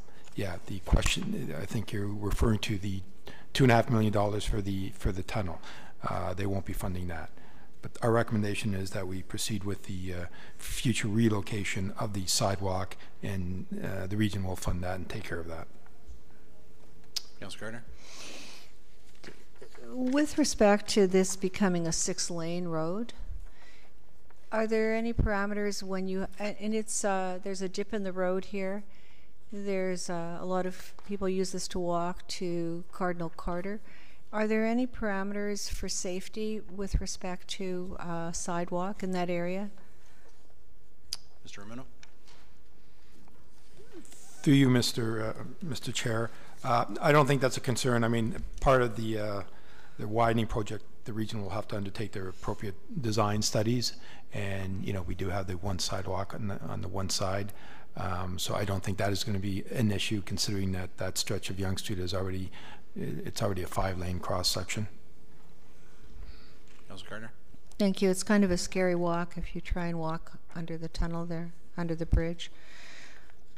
I guess the last thing is, it's just a comment. I remember when the region of York did some road work. I don't know, maybe it's 5 or 6 years ago. I'm not sure what they were doing, but they did the work and they sprung a leak, and then they did it again, and it took a long time. So so we can be quite and actually when in the winter it iced up and it was dangerous. So when you say the region of York would do their studies, I'm sure they're very aware that there's water in that area. Okay. Mr. Romano? Through you, Mr. Chair, Councilor Gardner, you're correct. There was a sinkhole there, and they've been doing some patchwork over the past couple of years. I've had some discussions with the region. I think they've got to go back in at a future date to repair that once and for all, because there's still some settling that's happening under the bridge. So it'll probably happen down the road after the. I'm not sure about the timing, but I'll advise council as to the timing of that work. Thank you. Maybe they won't do it in the winter, so we won't get ice there. Thank you.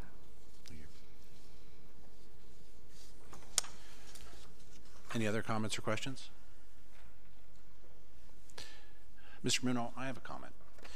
With regards to, the town has a transportation master plan, and I'm sure the region does as well, as does Metrolinx, with a number of goals and objectives. And I'm curious to know where this fits within their sort of goals and objectives. I understand, that it's an expensive proposition, and perhaps on cost alone they don't want to spend the money because they, as we've seen in other stories, having challenges when it comes to funding other projects. But I'd like to know how it fits in with their strategic and master plans with regards to it, because it seems like they're pulling back, and it may not just be the town of Aurora that's infected, but it may be other municipalities within York region.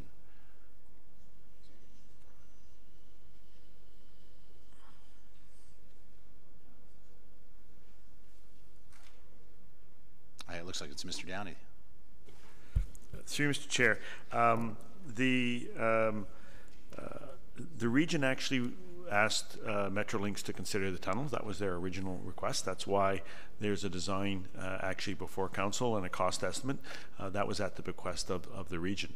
However, when the cost of that tunnel was identified, the region said that they weren't able to fund it, and that unless the town was interested in funding it, then they would go to a sidewalk along the east abutment. So my understanding is that they were looking for alternative ways of getting along Yonge Street. And they thought that the tunnel might be a reasonable option. However, when Metrolinx wasn't willing to fund it, and the region wasn't willing to fund it. The town standard is acceptable that there's a sidewalk along there. So I think they were looking for some options and exploring that, but found that the costs were prohibitive. And I understand the cost being prohibitive. I think where I'm getting at is no different than we had the discussion with regards to underpasses and our trails master plan. There are costs associated. We need to make a decision with regards to whether or not we want to proceed with it or not. But yet I'm curious to know, in the grand scheme of things, whether or not the master plans for the region and Metrolink calls for these kind of amenities. To you, Mr. Chair, one thing I will look into and report back to council. I mean, the 6-lane reconstruction is most definitely in the region's master plan. One thing I'll need to confirm is as to whether that multi-use pathway tunnel was ever in their master plan, or if it was just it came up through the discussions with Metrolinx as part of Metrolinx track expansion. But I'll inform council of that over the next couple of days as to whether the tunnel was in their the region's 25-year master plan or not. Thank you. Councillor Abel. Thank you, Mr. Chair. So they're expanding the Metrolinx corridor, and they're going to also put in the Viva Rapid line down Yonge at the south end, and it's going to take some major reconstruction, and they want us to pick up the tab for sidewalk. Is that how I'm reading this? They're asking us to respond for funding it, a multi-use. So, Mr. Chair, could I ask that? Through you, what they're asking for is the town to fund a tunnel. If we do not wish to have a tunnel, then they will fund a sidewalk. Okay, I understand. So I'm just trying to see that I can envision what's going on with the road going down, and then they have a side tunnel going through that abutment, or how they stack it. So is that what I'm sort of? It would be separate, and then the road. Otherwise, they're just going to put it on top of the road, and as someone commented, kind of close to the traffic and stuff, almost precarious. Mr. Downey. Through you, Mr. Chair, if you take a look at the first enclosure A, the first drawing, you'll actually see how they had proposed a tunnel to go along the east side of the east abutment. If they look at a sidewalk will go in a similar fashion to the existing sidewalk, and we've included a picture on attachment 1. And the sidewalk is actually an elevated sidewalk from the road. There's a dip in the road, but the sidewalk goes straight. So there's actually, the sidewalk is raised in that particular area, and that will more than likely be exactly the same design, however, further east. Councilor Abel? I appreciate getting notice of this, that we have the option to have a look at it. It's just, I don't think we should be saddled with the cost, and I think while they're doing the construction, perhaps what I'll do is continue the conversation offline. But I would think when something is coming along a project, there's going to be a win-win. They're going to better their rapid transit and the corridor, and we're going to have a nicer, shinier looking pedestrian throughway along with that while they're doing the construction. And that's the same comment we're making with Cousins Street, Cousins Drive, while they're putting in the extra tracks to put a pedestrian underpass or overpass over it. While they're, it makes sense. But they have their challenges. All right, thank you. Any further comments or questions? Seeing none, all those in favor? Opposed? Motion carries. Next up is the refresh for the program room at the SARC. Can I get a motion to put the recommendation on the floor? Councillor Maracas, Councillor Humphreys. Any comments or questions? Councillor Gardner. Through you, Mr. Chair, to Mr. Downey. Mr. Downey, is this the small room that faces the pool at the SARC? Mr. Downey. To you, Mr. Chair, yes, it is. So I don't know how many councillors know this room, but I'd say it's 15 by 10, perhaps. And I can't figure out how we're going to spend $20,000 on that. I think we could ask Councillor Maracas. He could do it for cheaper. Might be a conflict of interest. But Mr. Downey, can might be you a put some clarity on that? But seriously, if I had a room that was even 20 by 20 and I was painting it and putting in new flooring and a table, pretty good furniture. Yeah, I could do it for a lot less. So, is there? Do you have a? Sorry, Mr. Downey, I don't mean to be cheeky, but could you please tell me how we're going to spend this $20,000? Mr. Downey.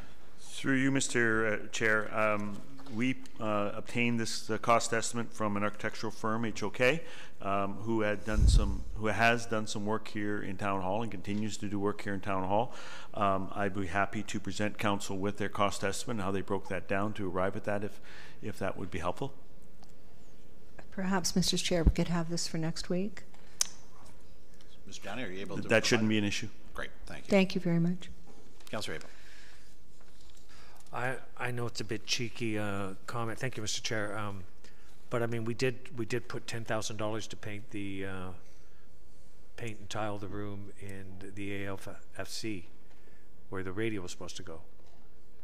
So I guess rather than go over budget, we make sure that we are within the budget. I know we didn't spend $10,000 to paint it, but that's what was on the board, and it's a much bigger room. I have been in that room. Anyways, it boggles me, some of these numbers that we look at.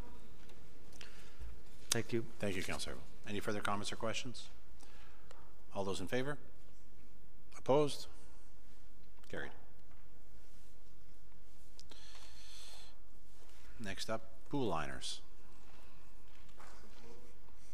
Moved by Councillor Tom, seconded by Councillor Humphreys. Comments or questions? Seeing none, all those in favor? Opposed? Carried. Inflow and infiltration reduction project.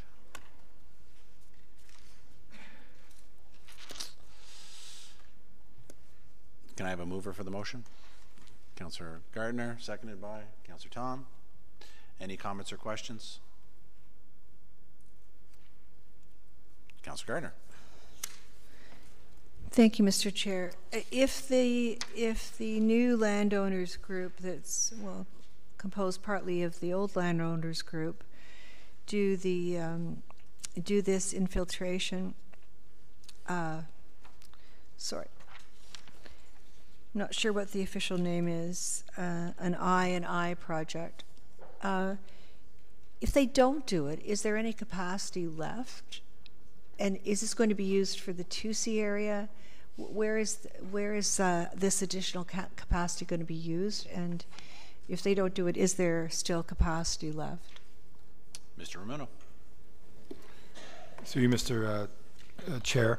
No, as I reported to council, we do have some capacity constraints. You know, currently on the books, we've got about less than 5,000 persons equivalent of sanitary servicing capacity. So we have had some discussions with the region about exploring other opportunities to extend and find additional capacity. But one option that the region is supportive of is the I&I projects. So there's really no cost to the municipality. Any of the work would have to be reviewed and approved by town staff, regional staff. We would then enter into an agreement to identify, how much the group gets and whether the region and the town secures any of the additional flows that are generated from the work. But in the absence of another I&I project, we have limited capacity in the short term. Gardner. Thank you. So the 2012 I&I project, that was in the older neighborhoods. Mr. Ramuno. Through you, Mr. Chair. That's correct. That agreement was the landowners group that was formed for primarily the 2C area, and they did the work. and a lot of the improvements were within the older part of town, sealing manholes, correcting some deficiencies in underground pipes, removing some downspouts. And based on that original analysis, and the region confirmed as well, they'll have to reconfirm, there's some additional work that can take place to generate additional capacity in exchange for the additional capacity. That would have to be verified once again by the region once the developers group engineers submits the reports and their analysis to the region. And that would then result in another formal tri-party agreement if council approves. So I guess the bottom line is the I&I projects will improve, will be an environmental benefit to the town, but will be done in the older areas in order to allow new build to occur. Is that just the bottom line? Through you, Mr. Chair, that's correct, and it's a win-win for everybody. Yeah. I mean, it's work that the developers would do at their expense for exchange for additional capacity and correcting deficiencies in some of the older parts of the system. So it is a win-win for the developers group and for the town. I think it's a great idea. I just would like to know what happens when you seal the manholes. How do you get to the interior? How do you, if you're sealing the manholes? Is that a question? Yeah, aren't the manholes there to provide access? To you, Mr. Chair, true, access is still available. It's just providing that extra seal to avoid, during a rain event, a lot of the stormwater to get into the sanitary system, and that's what's happening with some of the older manholes that aren't sealed. Councilor Gardner. Thank you. And if they're doing more manholes, can they ask them to paint them pretty colors while they're doing them? Thank you. Mr. Rono, take that under consideration. See no further comments or questions. All those in favor? Opposed? Carried. Council, I'm going to ask the clerk put both R10 and R11 on the floor together, since one's just an information report to support the motion. Would someone care to move both of them?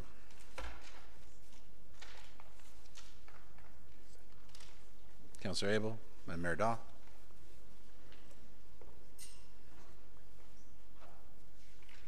Speakers? Councilor Gardner. This is a receipt for information, and this will be coming back to us perhaps in a different form at some later date. Actually, R10 is the award of request for proposal. R11 was the receipt for information, and I've asked the clerks to put them both on together.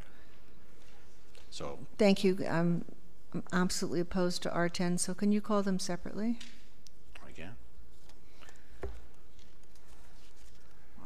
Maybe Mr. Chair, I could just speak to it. I don't. There's so much information out there, and we even had a resident providing us information.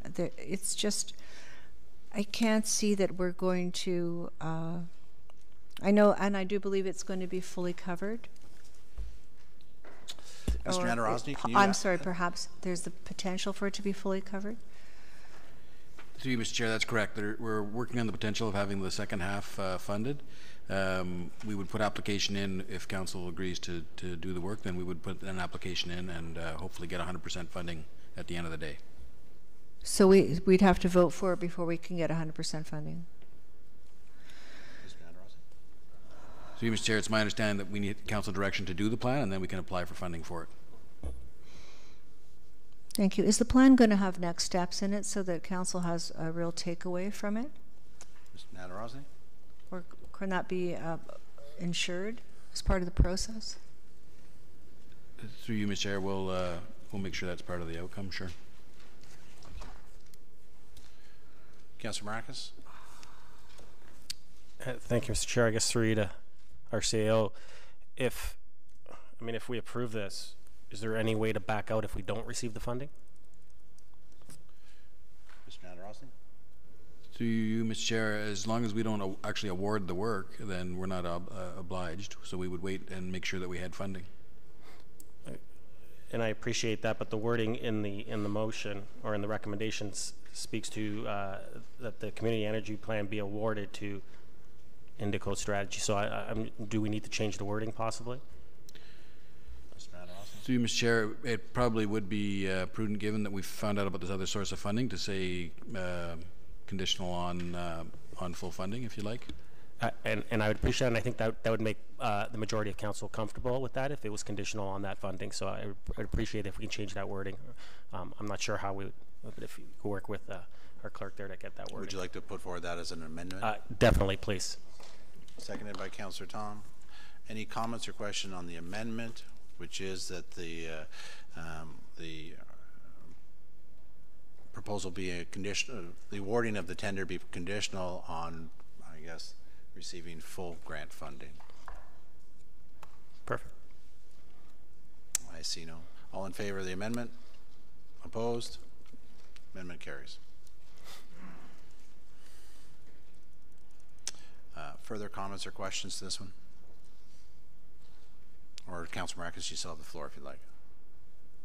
No, I'm fine with that moving forward as long as we're moving forward in that direction. Seeing no other ones, I'll make, before I go back to Councillor Gardner, I do share some of the same concerns that Councillor Gardner has. You know, I think that we've all received some information. I think there are some alternatives, and even though there's the possibility to execute this without any town funding, and I understand that it is necessary to be able to be eligible for future funding from the province and the federal government, you know, I always am a little bit wary about moving forward with another study and it just collecting, you know, dust on a shelf. I've had a chance to review some of these community energy plans put by other municipalities, and all of these municipalities own their own electrical distribution system or their own hydro, and so, you know, they have opportunities that we don't necessarily have, and so that does raise some concerns. But at the same time, you know, I think we have an opportunity to look beyond just a community energy plan or another study, and look at some of those, I guess, communities that might be, you know, a little bit more on the cusp of teaming up with, you know, private partnerships or leaders in that industry, and working with them directly, as opposed to just relying on a study and objectives and goals and initiatives. I know that we've all seen a video of a municipality or a city in the United States that's doing that with Honeywell, but I also look at places like Stratford and what they're doing with Google and some of the other companies where they're, you know, being very innovative and doing things that are true actions as opposed to just looking at a study. So I like the fact that it's conditional, but I'm concerned that it'll just be another study with a number of actions and objectives, and still, you know, we're challenged to move forward with it based on what I've seen. So those are my comments. See no further questions. Oh, Councillor Gardner, did you want to speak again?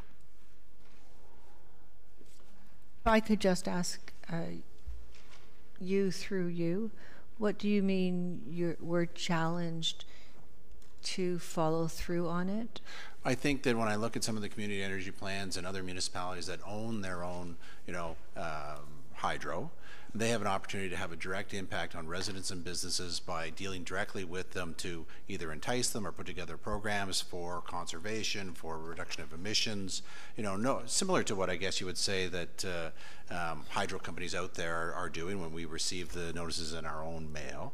And so, you know, we would be reliant upon working with these third parties to reach those same targets that I see in other community energy plans when they talk about, you know, the community reduction in greenhouse gases, when they talk about all these different initiatives. Well, you know, some of it, you know, extends beyond our sphere of influence, and so we're reliant upon these other companies to either work with us to achieve these objectives or not. And so, you know, when I look at that community energy plan, I don't see us having the same ability as other municipalities that own. So that's why I think that's part of that challenge. I think, you know, we have a corporate energy plan. I think we can do great things within the facilities and those things that we have direct control over or influence. But outside of that, we are, challenged to work with those third parties to achieve whatever objectives and results come out of this. Thank you. Thanks for that good explanation. Through you then to Mr. Nadarozny. Mr. Nadarozny, can you see, I think you've done some work on this, can you see when coming out of this energy plan, coming out with suggestions for initiatives that we can just pick up on and run with? Or do you foresee us needing a big budget? I'm asking you to pull out your crystal ball, sorry, a big budget to be able to follow through on these. I mean, at the end of the day, it's our money, it's taxpayer money, even though we're getting grants to do it. Mr. Nadarozny. Through you, Mr. Chair, I see definitely some actions coming from the report that the town could participate in. I also see actions that I'm sure the utility would be interested in, as they too have a mandate to reduce energy and greenhouse gases and so on as part of their overall mandate. So the community energy plan is bound to bring out some objectives for our utility, all our utilities, not just hydro, frankly. So in terms of costs, I don't know. I think there'll be future funding opportunities, anything that attacks greenhouse gases or energy reductions. I think there'll always be funding available, but I think it'll also be ongoing work that the town will do. But it may not be that some of it is necessarily even special projects. It may be a new approach to some of the procurement that we already do, and it might add a little cost to some things, but it might have an impact on our community's energy goals overall. Thank you. I'm satisfied with the answers, so you can call them together. Councillor Abel. Thank you, Mr. Chair. And I think there's some sort of confusion in what the community energy plan is. And I'll just take Newmarket's approach to it. And I think it's just worth mentioning that the plan identifies ways to support local economy. So it's about economy by increasing our community's competitiveness, creating jobs in the energy sector, improving energy efficiency, and improving energy security. So it looks at the types of energy we use as a community. It's not about the corporation. It's about how much energy is used by our homes and buildings, our travel, how our population, employment, and land use impact our energy needs. And the first thing you do is you go and you get the gas emissions and you set a benchmark so that when you roll out, you can measure and you can see if you are attaining the implementation plan. It makes you more competitive to attract energy investment industries. So you're creating a sustainable goal, a sustainable development goal as we go down the road. It's long term. It's part of the greenhouse emission reduction plan set by our federal government, which asks each province to do it. And the province has realized that they can't roll something out. They need the municipalities to each set their plan based on their needs and their population and the uniqueness of each municipality to attain those goals and measures. So we start by introducing this plan, and that's why the province is funding this forward. The FCM is saying this is a good sustainable development goal, is to reduce the energy as you go down. And you attract investment in your economy. You become more sustainable because as energy goes up, you want to be able to, as a community, businesses and homes, learn, adapt, and reduce. So, I can appreciate some comments saying, well, we've got a corporate energy plan, but we've taken no basis. There's no measurements on greenhouse emissions. We need to do that. That's the first step on doing it. And that's what's being done. So I think it's a very good investment that we do for our community to set these goals, a plan that we all do together, and it's being funded. If it hinges on just being funded in total, then let's go with that. At least we're adapting the concept of sustainability and energy in our community for our businesses and homes. That's why I brought it forward. Mayor Daw. Thank you, Mr. Chair. So as I understand it, this might be, and this is kind of directed to the CAO. This is almost a shopping list, a menu, perhaps, that a consultant will put together of what businesses in our town can do in order to improve their overall efficiencies. Is that a fair way to categorize that? Mr. Nadarossi. Through Mr. Chair, I haven't read Newmarket's full plan in detail or looked at other ones as a comparison to see how they may differ. But my understanding of them is that they will, some components of it will include that kind of analysis. But in broad terms, it's the energy that your community uses and where the opportunities are to reduce that energy, and thereby reducing greenhouse gases and so on. So, as I said earlier, it fulfills the mandates of many groups within the community. The utility has a specific mandate to reduce energy. Part of their rate structure is designed on them investing in strategies and things. That's why you saw things as like picking up old fridges and things for free. But the utilities would cover those costs in some jurisdictions because it's built right into their bill to do some of those things. So this would identify other projects, other things that could be done to have a net impact on the energy that's used in the community. Thank you. So then what we would essentially do is develop a plan to help company ABC reduce their energy usage. How do we get, the question then is how do we get them to buy into that? Now, theoretically, if you're showing a company how they could reduce their costs, I would think they would want to buy in.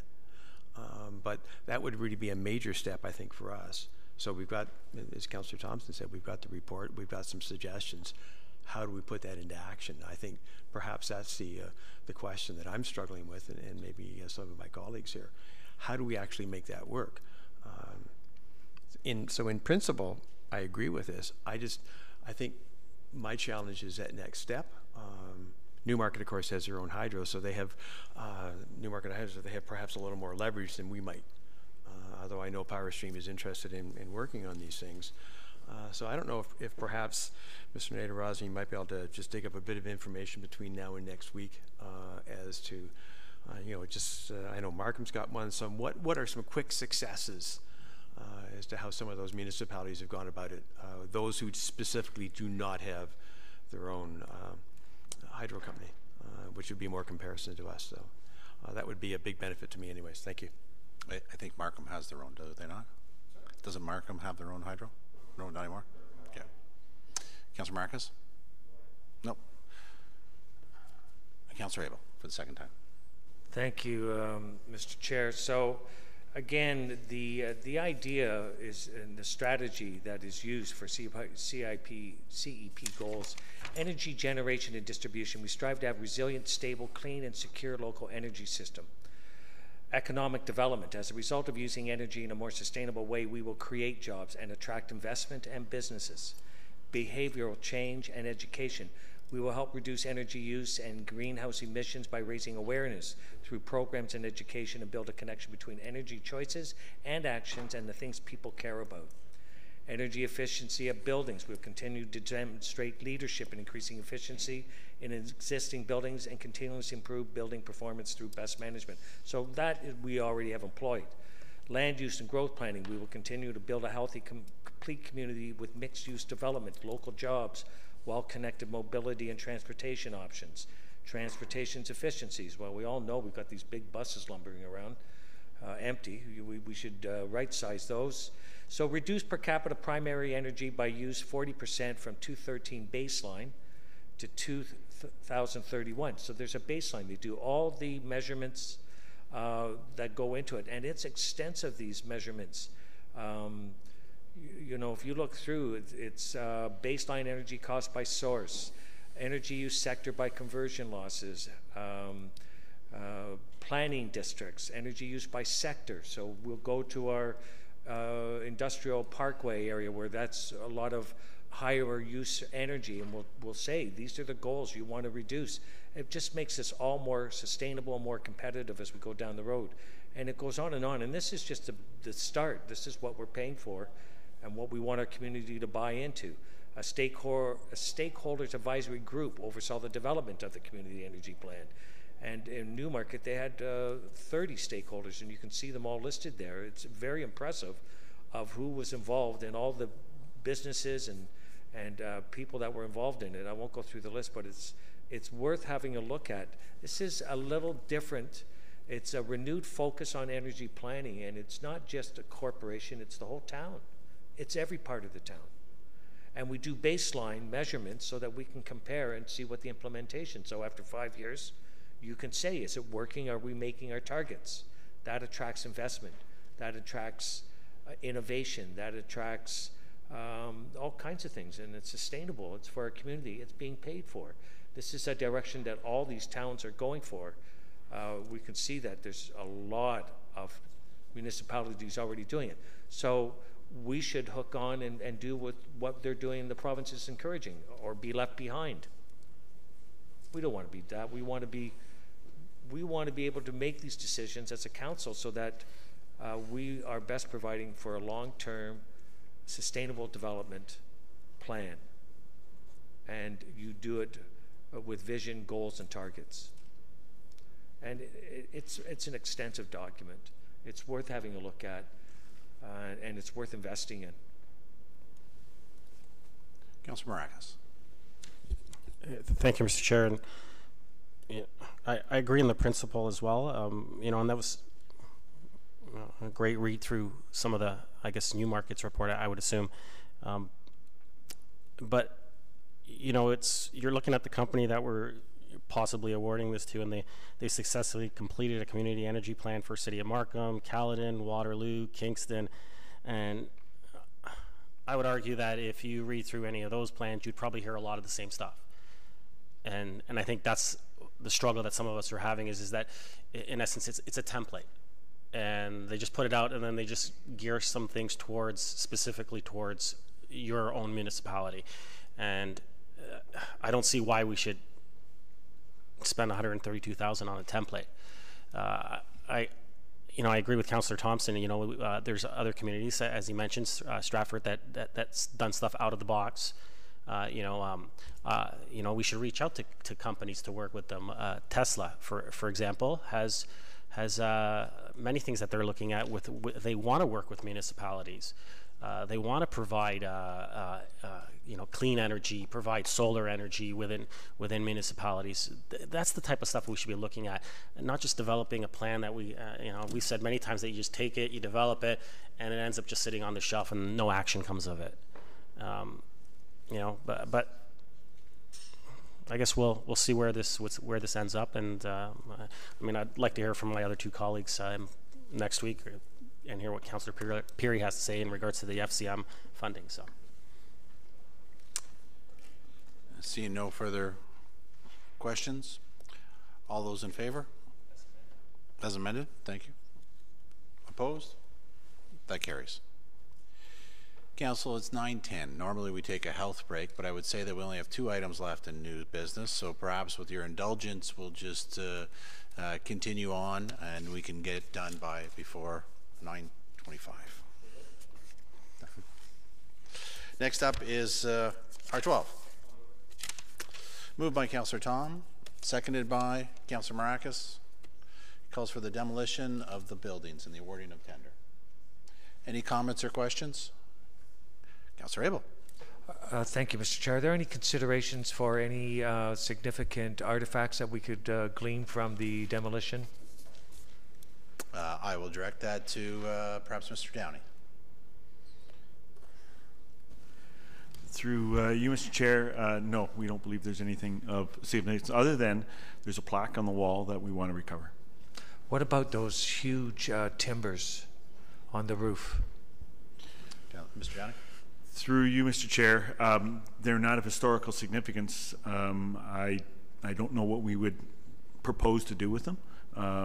However, if council directs me to recover them, I'll recover them and I'll store them. I don't know where I'll store them, quite frankly, perhaps at the JOC, but we may have to store them outside and cover them.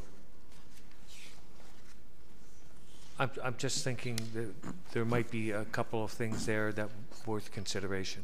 I know it's basically a concrete shell, but those timbers might be worth something and might be worth incorporating into the library squares we build. Could I ask that that be considered and brought back?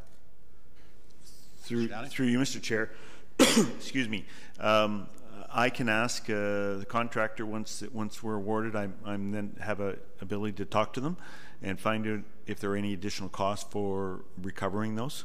If you'd like, I can report back to council, or I can just proceed as council wishes me to proceed. But I don't know what the cost would be. Their understanding was it was a demolition and there was no recovery of any materials. Mr. Chair, would I make an amendment, or could we have the understanding that Mr. Downey will ask and see if there is a cost to that recovery? Mr. Priestley, it's Priestley Demolition that's doing it. He's very community orientated. I'm sure he would do his best. I think Mr. Downey indicated that after the contract was awarded, he could have that conversation. Is that correct, Mr. Downey? Through you, that's correct. However, procurement can have a conversation, so Mr. Elliott could have a conversation and determine that. Perfect. Perhaps, is there a possibility to have that conversation between now and next week? Thank you. Would that suffice, Councillor Abel? That would suffice, and it may be that there's several beams there. If he gleaned one of two of the best, would be satisfactory, because something to commemorate down the road the library. And this, in my mind, they're magnificent pieces of wood. There were something, I don't know if they're made out of something expensive, but hey, I think. Anything further, Councillor Abel? Thank you very much. Councillor Gardner? Thank you. There is a very beautiful wood ceiling in the second floor. Through you, Mr. Chair, Mr. Downey, you're quite familiar with that building. I don't know what it's made of, but it would really be a shame to see all of that wood just put in a dumpster. So I guess the same comment as Councillor Abel, to see if we can save that wood. I mean, I don't know what we're going to do with it, but I'm sure it's worth something. And it's certainly worth something because it is such beautiful wood. Mr. Downey, do you want to comment? It's a similar request as Councillor Abel. Yeah. I believe Mr. Elliott heard what your request is, and he will certainly be communicating that to the contractor. As I say, we call the tender for the demolition of the facilities and not in recovery of any materials. Right. So they may have priced the project to recover some of these materials, right, and that's part of their costing. So we won't be able to know that until Mr. Elliott's been able to talk to them. Thank you, Mr. Downey.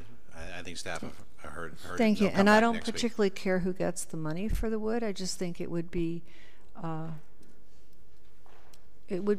great shame just to put that wood in a dumpster. Thank you. Mayor Dahl. Thank you, Mr. Chair. Just quickly through you to Mr. Downey, when I was through there, I don't know, 6-8 months ago, there was a model of the original library, very similar to the model we have upstairs of Town Hall, the architectural model. So if that could be saved, that would be, I think we could probably get Ron Coe at the Senior Center to fix that one up too. It might be kind of fun to have that beside the model of Town Hall. Mr. Downey. Thank you, Mr. Chair. I'm happy to look at that. We still have some heritage materials in there. We know we have to clear out some other additional things in the building, so I will make that request of staff. I believe the mayor's also offered to store it in his office. Any further questions? All those in favor? Opposed? That carries. Council, that concludes the agenda. Next up is new. Oh, sorry, C2. Councilor Marcus, would you like to put that item on the floor? Seconded by Councilor Tom.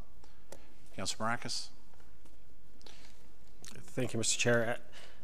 As I was saying, I mean, I read through this and it just, you know, it kind of raised my eyebrow a bit, and I had a question, and I would think that the chair and also the mayor of this town would have the same questions when this first comes up, and ask those questions and have some concerns in regards to this and get those answers. And so I'm just wondering, through you to the chair and to Mr. Mayor, did he ever ask those questions? And quite frankly, I think there's a difference between working with someone and partnering with someone. And if you can explain what this report means. Mayor Daw, are you able to provide some clarification? And hence my question, what do you mean by partnership? Partnership means different things to different people. Some people get married, some people have partners. The philosophy of the Lake Simcoe Region Conservation Authority, which is an award-winning, internationally recognized conservation authority, is you partner for maximums and you fight for minimums. They partner with whoever they are doing a project with to ensure that they're providing the best possible solution at the most cost-effective price. So they partnered with Geranium on Friday Harbor, which is an incredible redevelopment, especially of the harbor, which was in desperate shape before. They're partnering with Geranium at Highland Gate in order to do an incredible amount of work in terms of rechannelizing and rebuilding some of the pond structure, especially some of the pond structure, around Brookland Avenue. They're partnering with the Kerbal Group in terms of redeveloping the old tannery in order to ensure that our residents get the best possible solution at the most cost-effective price. That is what the LSRCA does when they partner with people.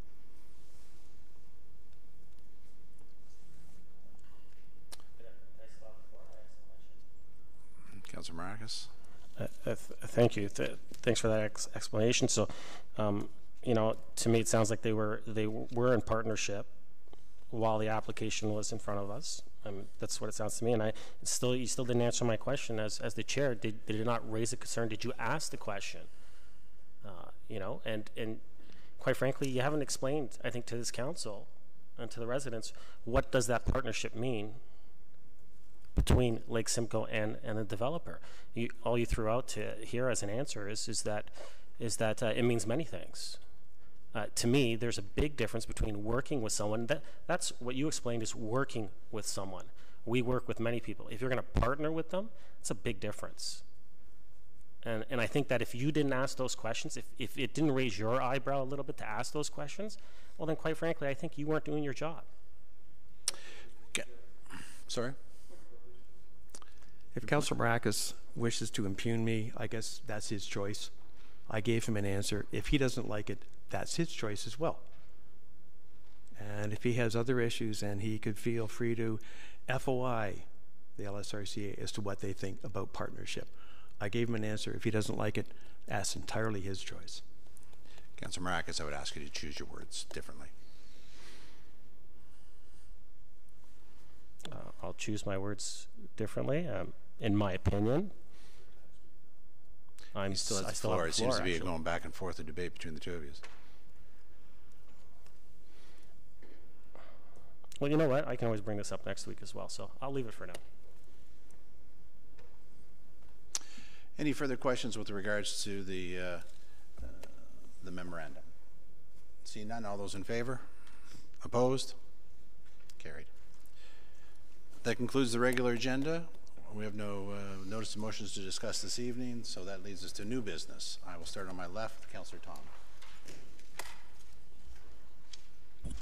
Thank you, Mr. Chair. I have a question for the clerk to be either provided by way of informational report at a later date, or even by email to members of council. But it ties kind of in with what we talked about procedural bylaw and so forth. But what we just witnessed in the last item was a councillor ask questions of another member of council and go back and forth. And I'd like to know what the clerk's opinion is in terms of speaking, the number of times spoken and speaking time and so forth. If someone has the floor and asks a question of a member of council, does that then mean that they still have the floor after the answer or so forth? I'd just like to get a bit of clarity on that, because it seemed a little bit like one speaker, the next, anyhow, so if it could be an email to council, I just think it's interesting because it just happened, and unless you have an opinion now that you can give to council. Are you able to? Sure. Through you, Mr. Chair, it isn't expressly provided in the procedure bylaw how the chair would deal with a situation like this, but it seems most fair to me that it's treated the same way a question to staff would be treated, and that the clock stops. Unfortunately, as you may have noticed, our technology doesn't quite keep up with this part, but I have my stopwatch here, and I can record the time as it would be with a discussion with staff. Councillor Tom. Thank you for the clarification, and I'll take any other concerns or issues I have with that offline. Thank you. Councillor Humphries. New business. Councillor Abel. I'm fine, thank you. Mayor Daw. Councillor Gardner. Thank you, Mr. Chair. Excuse me. I think Samantha Yu is going to be leaving us in the next week for maternity leave, and I'd just like to express our thanks for all the work that she did to try and get this computer system up and running, and just being the deputy clerk, stepping into a position while we were waiting for Michael to come to us. So I'd like to extend my best wishes, and I'm assuming the best wishes of council. Absolutely. Councillor Maracus. Thank you, Mr. Chair. I brought this up before with parking along Machel and Irwin. We're having some really major issues with the parking, with cars blocking the driveways. There's been a trailer that's been parked there for a couple of days. It was finally moved. I'm just, through you to maybe Ms. Van Leeuwen. Ms. Van Leeuwen, is it possible to have bylaw maybe make a pass there every morning just to make sure that our parking is being, like the parking bylaw is being enforced, and people are parking properly? There's no trailers taking up 5-10 spots without actually having a proper permit to be there. Ms. Van Leeuwen. Through you, Mr. Chair, certainly we have certain hotspots in town parking that we continuously monitor, and we can certainly put this on that list. And I appreciate that. Just to give everyone a little bit of an idea, that the one where the trailer was parked, if everyone remembers the houses on Machel that don't have a driveway, well, this trailer was parked right in front of those houses and actually took up maybe about 4 spots. And so someone that doesn't have a driveway needs to park on the street, and now they're not able to because this trailer's parked right in front of their house. So I think we need to be aware of that. So thank you, Ms. Van Leeuwen, to take care of that. Seeing no further new business, motion to adjourn. Councillor Tom, Councillor Maracus, all in favor? Thanks, everyone. We are adjourned.